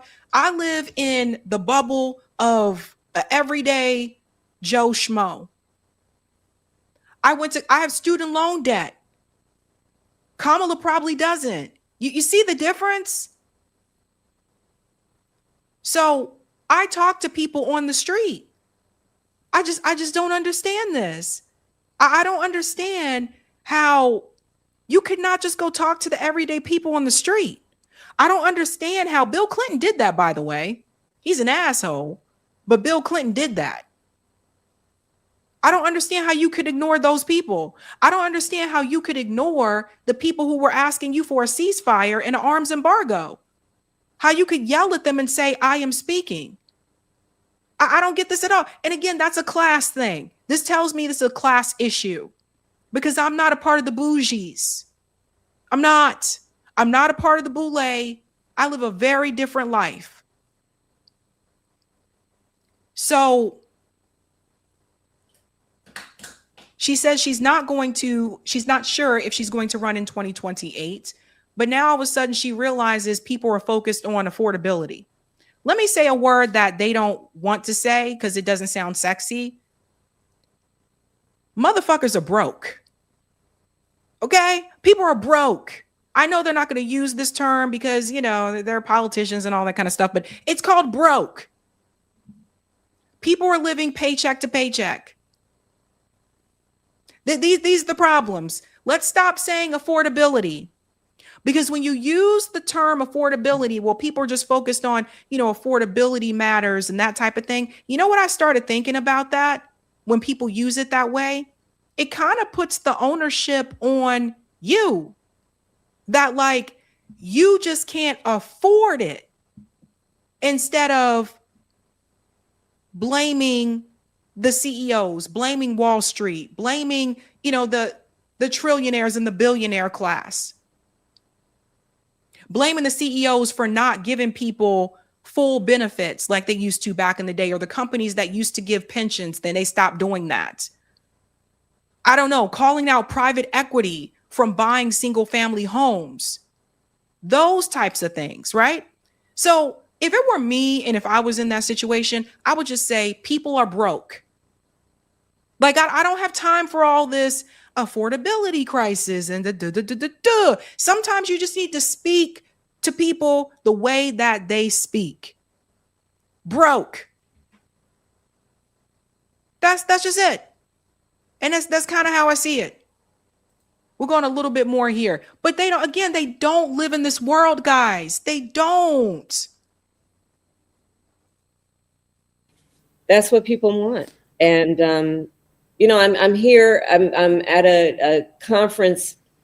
I've been asked to keynote Arnold Schwarzenegger, the former governor of California.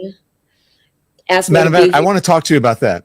I want to talk to you because you met with more than 150 world leaders and you're vice president, but you're also meeting with world leaders now. But just to put a pin in this, and then we can move on and talk about what you're doing with the former governor of California. What I think there's something relatable between the two of us. When I was with CNN, I was sort of, you know, up here and I had producers on the ground and I wasn't out, you know, sort of pressing the flesh as much as I would like to. Now I'm in that, I have the opportunity every single day. I go out and I talk to people, whether it's with a camera or without a camera, with a microphone, without a microphone. And you are doing something that is very similar. You're closer to the ground now. So I'm wondering, there is a difference between being a senator, being a vice president. You've got the bubble around you. Now you're out with the people. How is that? What have you learned from that experience? How is that different? Or do you feel like you're closer to the people now? I'm sorry, I have to add this. Those conversations are controlled. I've seen people attend these events that Kamala Harris is having that is on the ground, and those conversations are controlled. The way it works is those questions are already selected ahead of time. She's not the first and the only person that does this, but the way that he's describing it, that is not the case. There were people in the audience who had questions to Kamala Harris, specifically also about the Black community. And Kamala just, they want to take those questions. Don't bring that forward. We don't want to hear that. So these conversations that she's having with people on the ground, those conversations are very much controlled. Now, Don Lemon's not going to tell you that. And you understand the issues better? You're right. It's not all of that whole apparatus that comes around being in office. You know, I'm going, you know, for example, I was in Mississippi and I went grocery shopping with a woman who was a single mother of 3 children and spending time with her in the grocery store, talking about her challenges, including the rising cost of food and the fact that she only has $150 a week as her budget for food. But this is all coordinated, man. This is coordinated. That person that you get to walk through the grocery store with, that person was already co-signed by the establishment. The final part here, I can only take so much of this, and I'm sorry to do this to you guys, but the final part here is this one right here. To be heard. The party is unsettled, I feel. Maybe you disagree with that. Gavin Newsom is moving. AOC is building something. Is there a lane that belongs uniquely to Kamala Harris? Oh, I don't exclude myself from any lane. I mean, there's all the lanes, all the things. well, I have never been one to believe I don't belong somewhere. Let me just put it that way. Yes, we know. We are very familiar.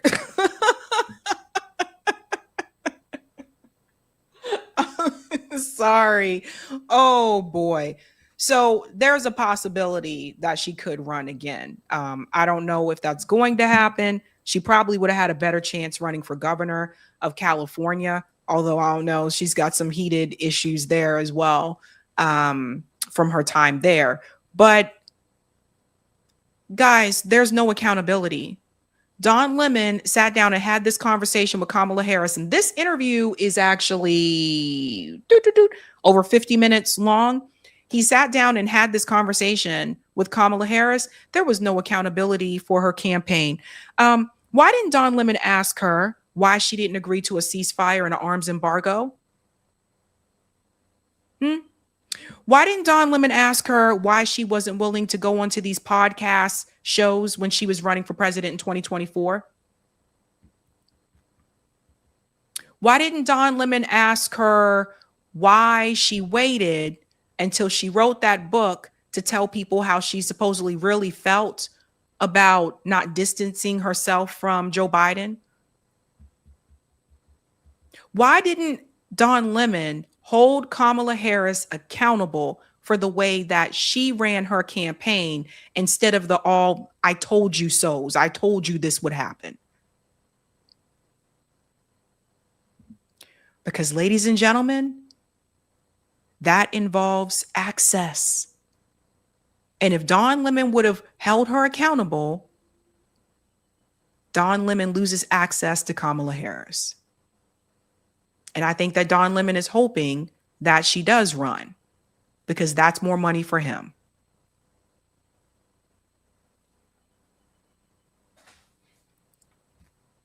Those are the questions I would have asked Kamala Harris.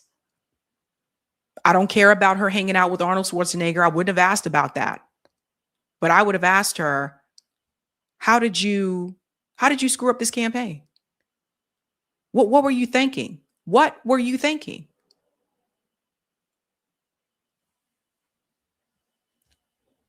We got one more story for you. This one's a lot of fun. Let's go to the next part, Eric. All right, guys, it is Sunday Fun Day. And on Sunday, we got to have a funny story. I try to make it a regular on Sunday. And I'm just going to get ready to lash your ass off at this one. So I don't know if everybody's been paying attention. I'm not a big soccer person, but honestly, all the fun that's happening is outside of the stadiums. The World Cup events are being hosted in the United States, and I think it's hilarious. Some of the videos that are coming out, people are definitely showing us how they feel about American culture, and you guys have got to see some of this. So let me go ahead and bring in the first one here. Dances says, nah, the video is even funnier. So you got to see this. This guy was excited about barbecue in Kansas City, Missouri. I'm from Ecuador. Joaquin Ceballos is in town with his father to catch their national team on the pitch Saturday. Until then, they're on an adventure around Kansas City. We've been eating Anthony's Bryant's barbecue. That's all we have been doing like for the days. A last-minute detour to a local museum brought them to the Juneteenth KC Festival. Do you know what that is? No, I don't know what it is.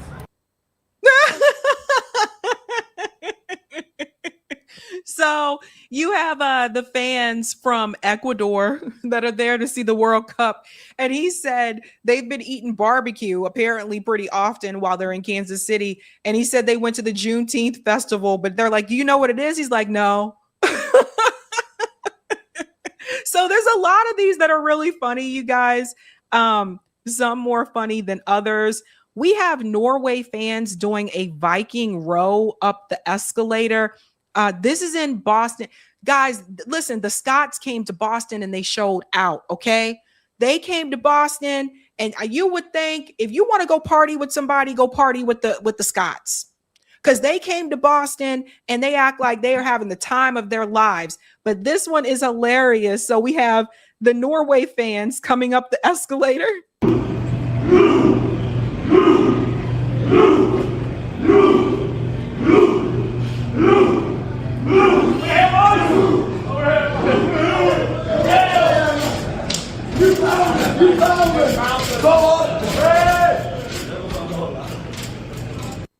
The Vikings are coming. But I've never seen it. It's hilarious. This guy here is outside of a 7-Eleven. So this is probably his first time he went to a 7-Eleven, and he is super excited about this experience. I'm Bob from Japan. It's my first time to try buzzball. What is this? Buzzball. Buzzball. Okay, I'm gonna try it. Oh my God!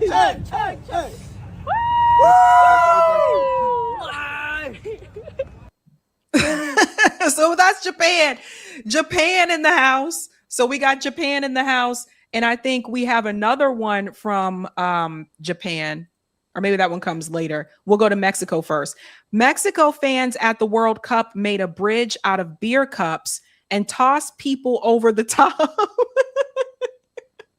Here are the cups right here.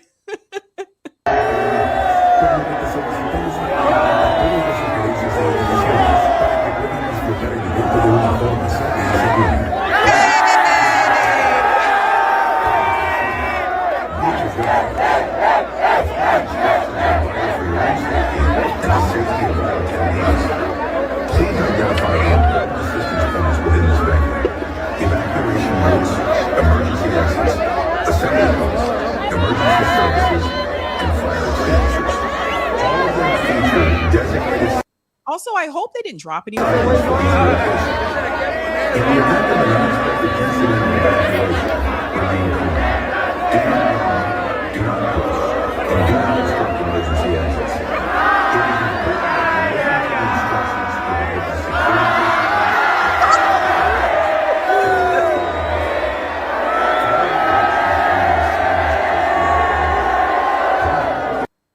Oh my God, turned down for what? And you know, I was saying to myself that somebody is going to fall. And so I hope people are there to actually catch them and not like miss that catch.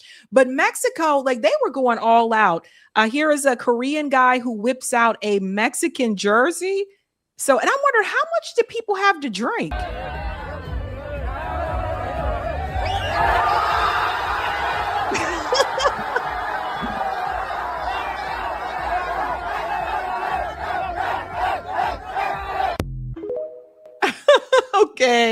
Okay. So Mexico, they were having a lot of blast there. And this reporter, apparently, they picked him up while he was trying to report the news. La afición en el norte de México ya está lista para vivir el partido de la selección mexicana ante la República de Brasil. Este es el ambiente que se vive aquí en el FanFest, el Parque Fundidora. Y bueno, pues aquí pueden ver cómo estamos volando totalmente en vivo para ustedes. Amigo, ¿a qué hora llegaba al Parque Fundidora? ¿A qué hora llegaron, amigo? ¡Va a ganar México! ¡Arriba México! ¿Qué es el pronóstico para hoy? 2-0, gana México. Perfecto, Ciro, gracias. Y me regresa el teléfono. Es parte del ambiente que se vive en la Sultana del Norte. La selección mexicana no jugará en el Estadio Monterrey, pero la gente está. And he was such a good sport about it. He's just like, yeah, just pick me up in the air and I'm going to still talk in the microphone while you guys are bouncing me up and down. We got grandma in the house. This is also Mexico. Somebody's grandma.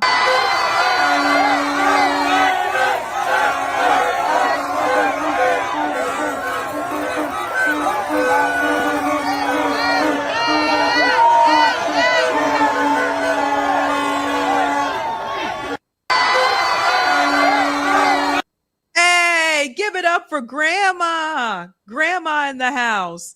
I think we have another one here. This guy is from Australia. And so they were in Texas. Apparently, he got really excited about Texas Roadhouse. Check it out. Yeah, I don't normally go to fancy restaurants, but like I'm in America with my son. So I'm like, let's go to Texas Roadhouse. It's unbelievable. First of all, they give you these peanuts. You can eat as many as you want. She's like, yeah, just take a bag. Then they come out and they put this bread on the table, and I'm like, oh, I didn't order the bread. It's like, oh, that's free. It's like, and she goes, and if you want more bread, we'll just give you more. And this bread it's as nice as bread can possibly be. Like, if you're an Australian, try and picture the most unbelievable bread, like Subway bread. It's got this fancy butter. Then they give you the Coke. Of course, it's America, so it's unlimited refill. And then it was all like ribs and steak and chips. There was an onion that had been deep fried, and you dip it in the sauce. You just leave there so happy. And then Australians are all like, yeah, but in America you've got to tip. No, you don't have to tip. You want to tip. These people are the most wonderful people in the world. I don't even know why you Americans are so angry all the time. You guys have Texas Roadhouse in your country. You should just be walking around wanting to hug everybody. Hey, give it up for Texas Roadhouse, ladies and gentlemen. One of my favorite places, I got to tell you, is Texas. Texas Roadhouse. Give it up for them. I'm not going to lie. Like, that is like my place. I love it. They got those little peanuts, and I don't really have the rolls much, though. And then this guy, another one, this guy is from Japan, and he showed out. Let's see. Yeah. Gotta mute it because of the music. You see him? You see him? He just goes off. He's like, move, get out the way.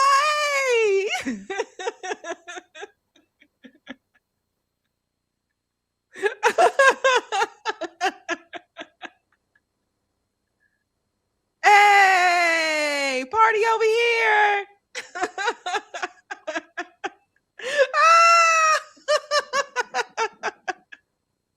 You know, I wonder too if part of this could be like a cultural thing, because someone said, I don't know if this is true, but someone said online that in Japan, they can't really they're not, I guess it's taboo to express like your emotions in that way, shape, or form.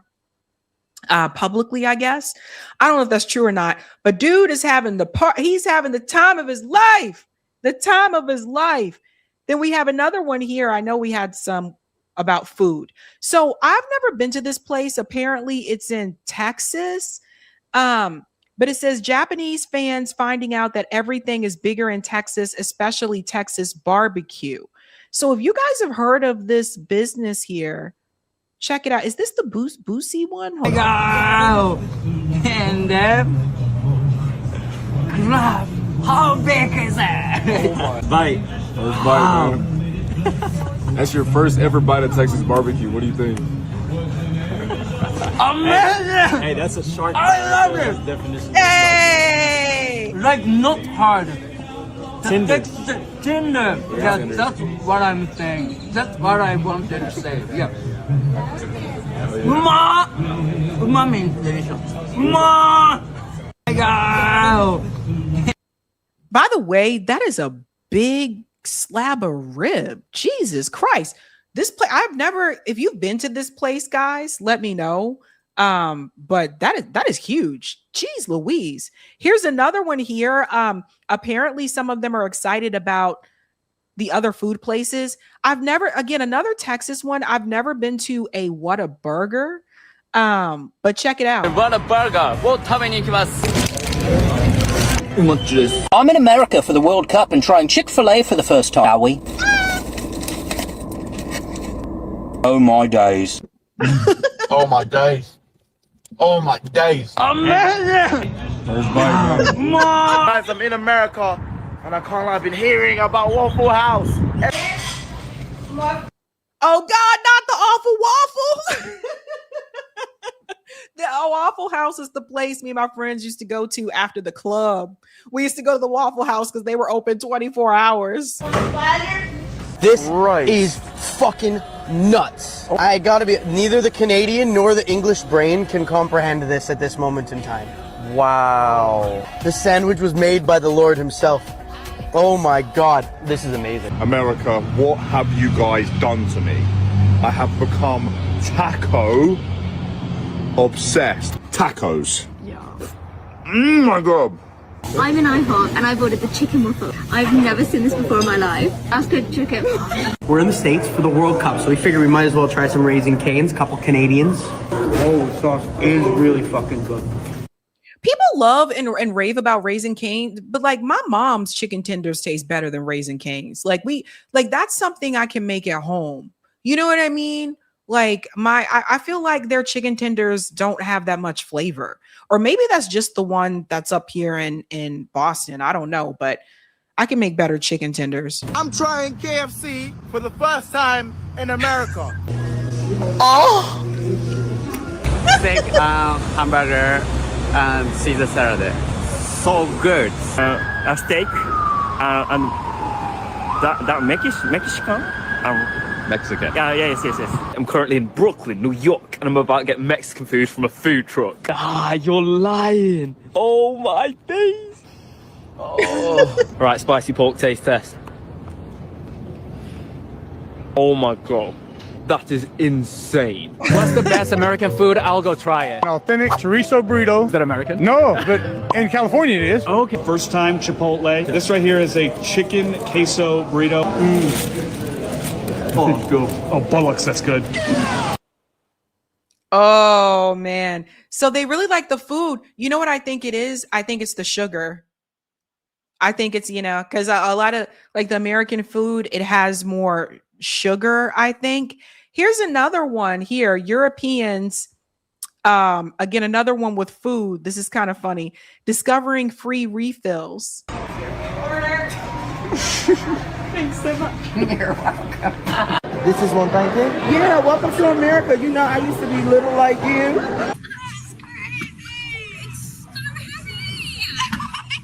This is pizza. Damn. It's ground beef. Look at and I got big hands, L-sized hands. That is absolutely massive. That is the size of my head. You can't get a drink this size in my country. But what is this? Costco.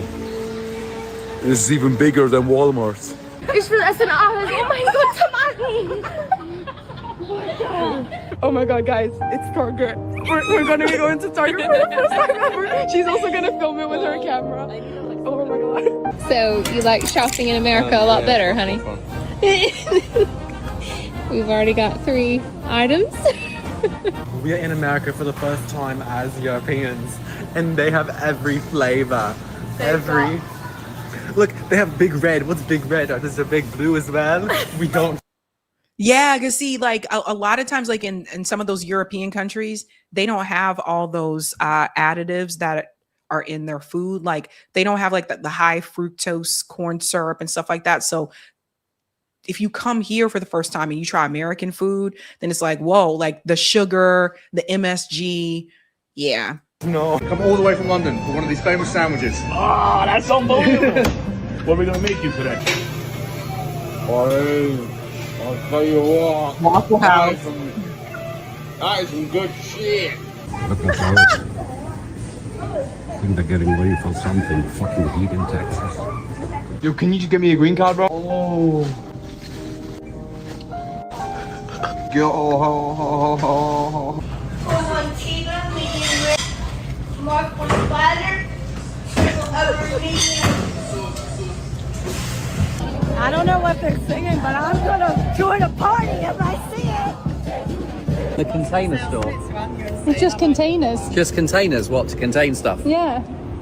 To be fair, buddy, I never understood the reason for that store either. I thought that was a bit much as a store just full of containers. Haven't got one of those in England.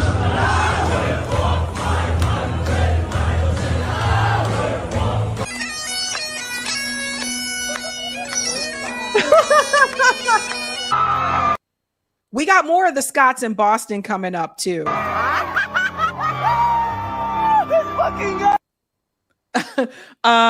Eric, can we go to the next part, because the Scots in Boston, they really just kind of took over. Like whether it's Fenway Park, it wasn't just the bars.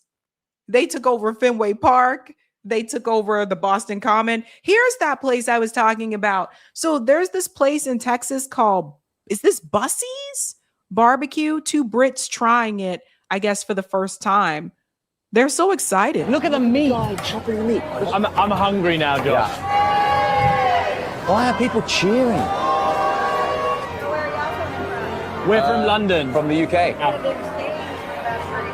We've got nothing like this in Staines. No. What's everyone shouting every couple of minutes? Okay. Fresh brisket. This is the big bucking brisket sandwich. This is ridiculous.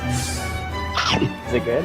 You can't just make food like that in a gas station. That's better than any fast food that we've got. I feel like we're a broken record here. Let's get on the ball. Oh, it's Buc-ee's. Okay, thank you guys for letting me know. Buc-ee's is a staple. Wow, well, it must be, they're really excited about it. And then, so they love the food here, apparently. And here's when the Scots decided to take over Boston.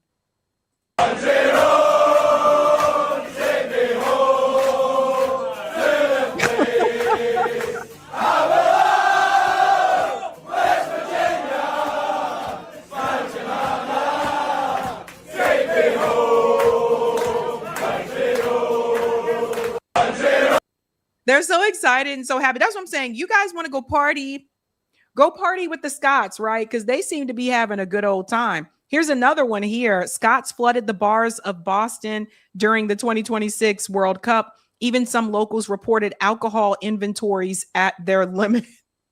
Oh, God.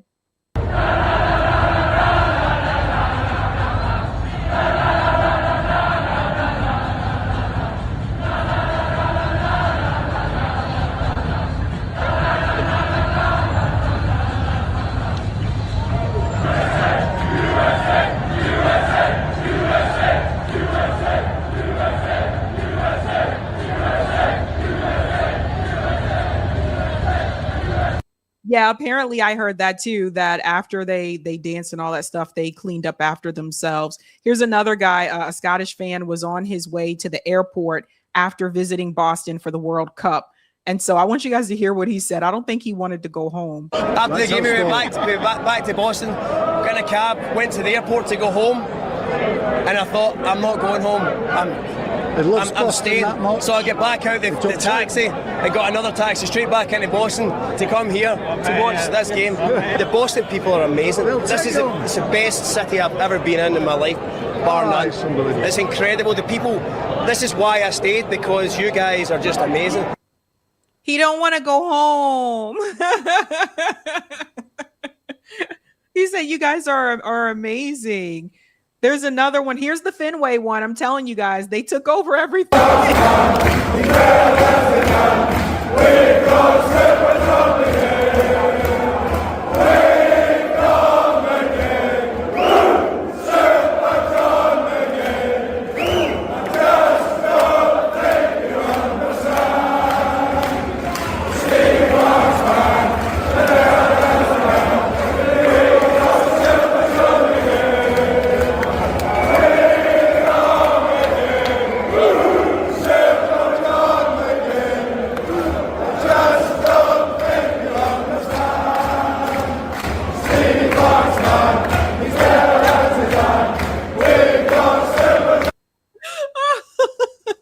Janine said, the whole country come, or is it just the same bunch?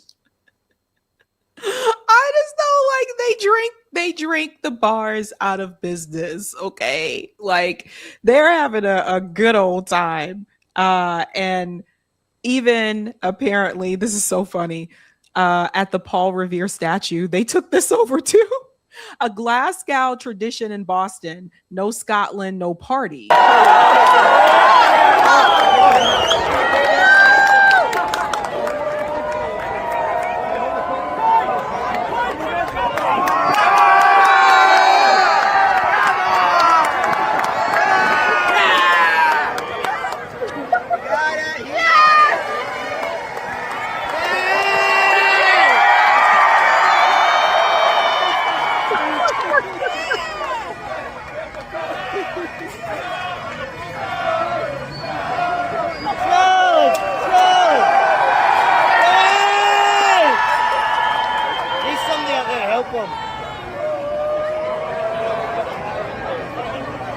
Somebody else needs to go up.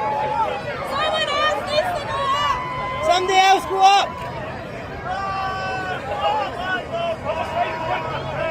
So at this point, they were even calling for more people to go up there. Look at them, guys. Look at all of them with their little kilts.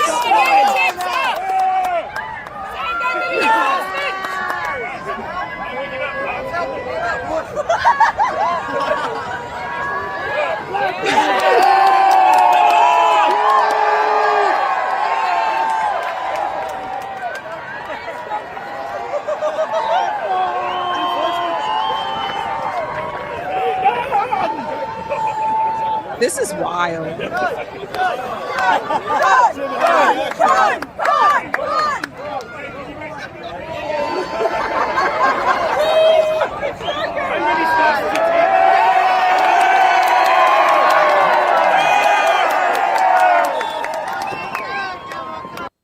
You guys get the point. Ladies and gentlemen, kids, please don't try that at home.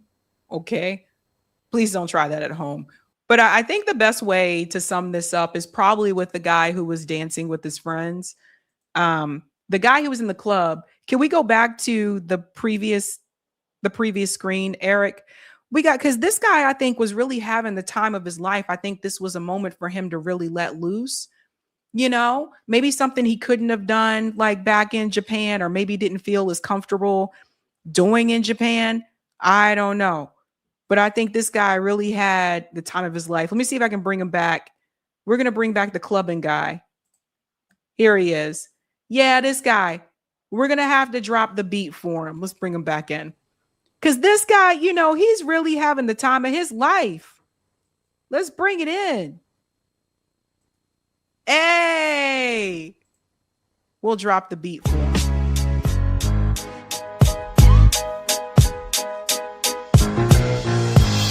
Beat. Dance with me. Dance with me. Drop the beat. Hit the street.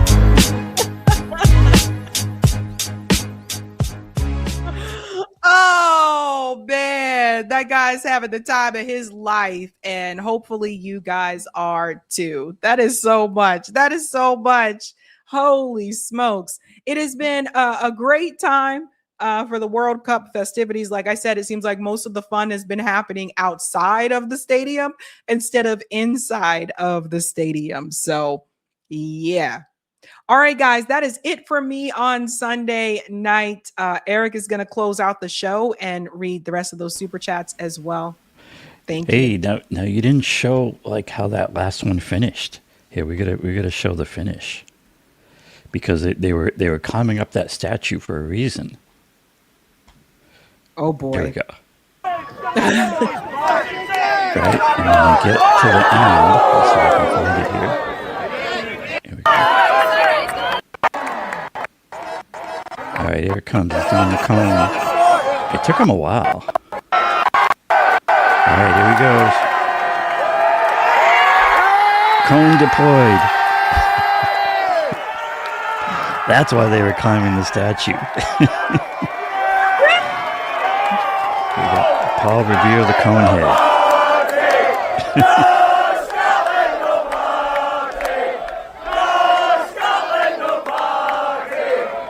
There you go, mission accomplished. So I don't know that's where. Wait a minute, that's where that music comes from. That I couldn't. Oh, I don't know. I think that's a song, but it's Corey on that. know. Well, the band, Jack White's band, that song, Yeah.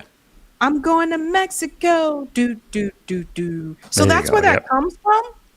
I guess. What does it sound like? I don't know, it sounded like it was the similar tune. But I know the cone got deployed, and as far as I heard, there were no injuries, except maybe to the Paul Revere statue's pride. I'm sorry. It's just funny. It's been wild and crazy here, you guys. So. Yeah, we were But wife and I were at a restaurant yesterday in the city, and we were actually there for something else. But we had a quick bite first, and we were just eating outside at what was that? What was that? Grafton Street Pub. Anyways, they had like the World Cup on, of course, indoors, and everyone's indoors going crazy watching the game. And we just sat out in the patio, and they had the speakers and a big screen you could see that was inside. And then people would like come walk by or come on bikes, and they'd stop and watch the game. And it was just a very cool vibe. Man, well, it looks like Scotland knows how to party. I'll tell you that much. It's Definitely. very interesting. All right. And well, I think part of what it kind of gets into is how our lives kind of can be more like. Like it doesn't have to be like all this war for starters, but and struggling and all this stuff. I mean, America is like this super rich country, and we can. It can be, we can all have really good lives and have fun on the weekends and this stuff. Yep. And then we got to ask ourselves, right? Why isn't it more like this more of the time? And it's you got to connect it to the billionaires and to that class issue with it. And when we make those connections, then we can talk about how we make it better and all that. And those kind of things. But like we don't want to be the kind of lefties or that like poo-poo all the fun and are like, they're not being serious, how can they just be joking? You need to have fun, and be serious about politics, but identify exactly what you're doing and how we can fix this stuff. So yeah. I think like that's another thing too. I think sometimes people take it too far where they're just like, you can't do this, you can't do that, you can't do. I'm like, no, like it's wild. Like people also need to be able to enjoy themselves as well. I think that's important. I do have to go. I'm past time. All right. But I'll let you close it out. All right, guys. I will do that close out. Have a good night. All right. Well, Sabby, get on with her Sunday. I'm going to do a quick show closeout here. But yeah, it's been, an interesting vibe. And it's one of the things I think of sometimes is that people are either kind of into sports or they're not. And either way is fine. But it's like it's tricky because none of these sports are pure, right? It's if you're talking about soccer or football as they call it, there's lots of corruption and lots of trouble to talk about with FIFA and lots of issues, and so people will say, well, soccer sucks. I want to watch an American sport like NBA or NFL or baseball, and they all have their good points and they're fun, but anything that's organized these days, with the way our systems work, there are going to be issues and there are going to be problems. There's going to be corruption. And so it's not about like one sport being better than the other or whatnot. I mean, people should be able to have a good time and have sports be out there. And we say, okay, so what do we do about it, right? How can we make it better so we can, have a good time and not have these big issues getting in the way or always in the background. And it comes down to how the system works. And there's an issue of it. It's capitalism, and it's how capitalism operates. But we need to dig down even a little further than that, I would say, in what we do about it. And it always comes back to me, and with the 11 Demands Project, it comes down to that core issue of what is the central problem, what is the big problem that we can work on and fix in these things. And I would submit it always comes back to billionaire power. And just being a billionaire, being a trillionaire as we have now, it's just too much wealth, too much power. No one gets to that level without being corrupt and evil and sociopathic, psychopathic. And so we need to identify it as interests, right? There's the interests of that top 0.1% and the interests of the 99. And if we start identifying that and calling that out and then saying, okay, what do we do about that? Then we can start to see something we can fix. I see the same connections with with what we see with Israel, and people will rightly so call out Israel and Zionism and what that's doing and the horrible crimes that they're committing. But simply calling out Israel is not enough. What is the source of Israel's power? Why are they in that spot? And it's because of it's a billionaire pet project, as we like to say. So what we're talking about we're at 11 demands, and I'll just bring it up quickly here as we're closing out, and then I'll be reading some super chats. Eric T. Red here, by the way, coming in from the background to the foreground just to do a quick show closeout. But if you go to 11demands.org, we talk about these things. So with something like Israel, you need to connect the dots, because if all you say is Israel's the problem, why does Israel have all this influence on our government and our Congress or whatnot? That doesn't really get you to something you can fix. Right? It's not the root. It's not the core of the power. Israel has this power because there's a group of billionaires that make Israel their thing, and so then they use their wealth and power to corrupt the government and the Congress to make Israel a thing, to make Israel the boss and of what happens, and allow them to do their crimes and whatnot. Once you identify that, and if we look on the site, it's about following the money, right? And the money, you always get to those billionaires, the corruption. Then you get to the demands, right? We want this to stop happening. The way it stops happening is you deal with the billionaire corruption. And if you do that, we can start doing some real fixes on some things. And even so, just to make the connection back to sports, you have these connections in sports. If we didn't have the billionaire class running everything, and if we had a government that really represents a government and governments all around the world representing the 99%, then they would be regulating these things. Our sports league, we could be talking about having them run more democratically, more like co-ops, more like having municipalities actually make call the shots for the teams and the rosters, not just some billionaire. So these things are fixable. These things have fixes. You can read about that and more on the old 11demands.com. You can see the list of 11 demands that gets into this stuff in more detail. Also, the Substack posts are in there that really get into everything I'm talking about in more detail. There's the core problem. Two sets of interests is a big one. There's the billionaire interest, there's our interests. Talking about demands and movement building. MCDS state of mind gets into what all of us can do. We all have a role to play.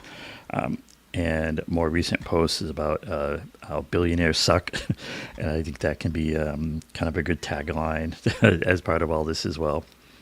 So 11demands.org, please do check it out if you have a chance. And as always, we'll be talking about this more on the show in the coming days, and it's always an underlying theme. And if we want to get into not just complaining about things, running into fixing things, it starts with having real demands and acting as a group on those. All right, let's see what we got for some super chats here queued up, and some of these will go back a couple of stories. Let's see. Thanks for the super chat, Roger Meadows, who says Mandami push Hochul to pass the New York Public Banks Act. Yeah, I mean, Mandami is an interesting character. It's you can read Mandami in a couple of different ways. He's doing some good things. He's followed through on at least some of the campaign promises. I think a lot of us would be more impressed if he left the Democratic Party and really started something, kind of a power base on his own, and doing it outside the party structure, because there's always going to be a limit. Maybe that's really what it comes down to. He's doing good things. He'll probably he may do some more good things. But as long as he's operating within the Democratic Party or either party, it's a uniparty, that power structure, he's going to be limited in what he can do and what he can accomplish. What we'd like to see is all these progressives and supposed progressives in the Democratic Party get together, have a clear set of policies, exit that corporate party, form something new, and that would be something that a lot of us would get excited about and get behind. So I'd say, to Mandami, yes, and let's do some more and let's do some real stuff. Thanks also for this one, Roger, who says, which made it easy for her to expand what was meant for us, Freedmen's Savings Trust Bureau, to the AAPI community, her people, when the word Freedmen is in the name. I think Roger there talking about the Freedmen's Bureau. Thanks for that one, Roger. And thanks for the super chat from Clarissa, who says, I think about Kamala here. No, she's not ready. She is stuck. Yeah, I mean, Kamala Harris, she really never seeks to impress us with how terrible a candidate she was and is. And it's really, it really says a lot about party politics that they keep marching her out there. Put it that way. Thanks for this one from Josephine, talking about the Oreos and saying the Hydrox are a Sunshine brand, and yes, they are better but cheaper. And I was told that the Hydrox are the original brand, and the Oreos, it kind of came in with a lot of marketing, ended up with more market share, but the original is not the Oreos. And thanks for the super chat from Ray, who says, Kamala is all script. She needs to sit down. I hear you. Kamala Harris, like most of these high level, politicians, at the upper echelons of the party and the structure, they really are talking points machines is how they run. They sit them down, they rehearse them, they try to get all these talking points in their heads and listed, and the better ones make it look more natural. But the reason they have to operate that way is because they don't really have organic belief systems. They're not, they're really about representing a set of interests with the Republicans. It's kind of, it's kind of a raw power in your face. And, of course, Trump makes all this stuff obvious. When it comes to Democrats, it's more about being more slick and, talking a good game. But just, somehow they're never able to deliver for the 99%. Meanwhile, the billionaire class gets richer and richer. They're two sides of the same game, the same set of interests. There's a reason we call them the Uniparty. And thanks for the super chat, Eric Hutso, who says, I'm not woke, I'm not anti-woke. Alas, I am broke, but identify as anti-broke. All right. Oh, sorry. I messed up a word on that. Sorry. I'm not woke. I'm not anti-woke. Alas, I am broke, but identify as anti-broke. There you go. Thanks for that one, Eric, even if I muffed it up a little. And shout out to Josephine for becoming a new member on YouTube. Shout out for that. And we got just a couple of more here on the Rockfins that, let me click the right buttons here to bring that up. All right. And I think this is also Eric Hotso out here on the Rockfins. Here we go. Thanks for this. I said Rockfin like 3 times. It ain't Rockfin no more. It's Rumble. It's Rumble, which is okay too. Thanks for the Rumble rant out here. Eric Hotso, who says, I bet people are still thinking about the Roman Empire daily. Remember that. And he had 1 or 2 others in here. Let's see what we can catch. Here's one. Thanks also from this one, Eric Hutso, saying, voting is a psyop to make us all believe that we have a say, be invested in the system, and to not revolt. I hear you. It comes down to that thing of, how do we have we have to have a system. We have to have some kind of government. We have these millions of people in this country, and of course billions around the world, and it has to be organized some way. We have to do more as leftists than just say what's not working. I would submit what's needed is real democracy, right? A real democracy that really represents the 99%. Right now we have a democracy of dollars. So if the only thing we say in response to what the corporate oligarchy and the whole system is doing to us. If all we say is don't vote, or voting's a waste of time, it doesn't work, it's a psyop. That frankly, the corporate oligarchy doesn't mind if we do that. I'll put it that way. If we just say don't vote, and they're okay with that, because that takes a lot of the 99% and just shifts them out of the way. It takes them off the field, if you will. What we need is that clear set of demands, and demanding a clean democracy, a democracy for the 99%, where it's one person, one vote. And it's not about voting or not voting, it's about who we're voting for and who we can vote for. What 11 Demands is about is, it's not about just voting or any particular tool. It's about fixing the system. It's about dealing with that billionaire corruption and having, it's called 11 Demands for Real Democracy. And what it's about is that we need that real democracy, one person, one vote, a system that really represents the 99% and not the billionaires. So it starts with real demands, and it's going to need a lot of people. That's really the biggest challenge in all this. How do we get this to the point where it's thousands, even millions of people making these clear demands? It's happening to some extent organically. I mean, people are getting fed up. People are looking for a way to go, a better way. And we all can have a role of educating people and getting to that better way and that better place. And I think that's what we had on the Rock Fans. On that note, I think we're going to about call it a Sunday. Thanks for Zella in the chat. It says Eric T. Red is absolutely right. There you go. There's a comment I can get behind. No, appreciate that. Appreciate everyone watching, and for your comments. And as always, we'll be continuing the conversations here. Always remember, there's old 11demands.org. So I'm just trying to find the right button here. So we're going to call it a day. Maybe you can catch some World Cup games if that's your thing, or you can catch something else, or just have a good Sunday. Have a good Father's Day to all the fathers out there. Thanks to everyone for their good wishes, and Father's Day to all the fathers. Have a good time when it's time to have a good time, and we can get serious and work on fixing things when it's time to work on fixing things. Until then, we're going to see you next time. Our next show should be Tuesday at 7 p.m. Eastern. We'll see what the world looks like then. Until that, have a good night. Keep up the fight. Thanks, everyone, and have some peace. See ya.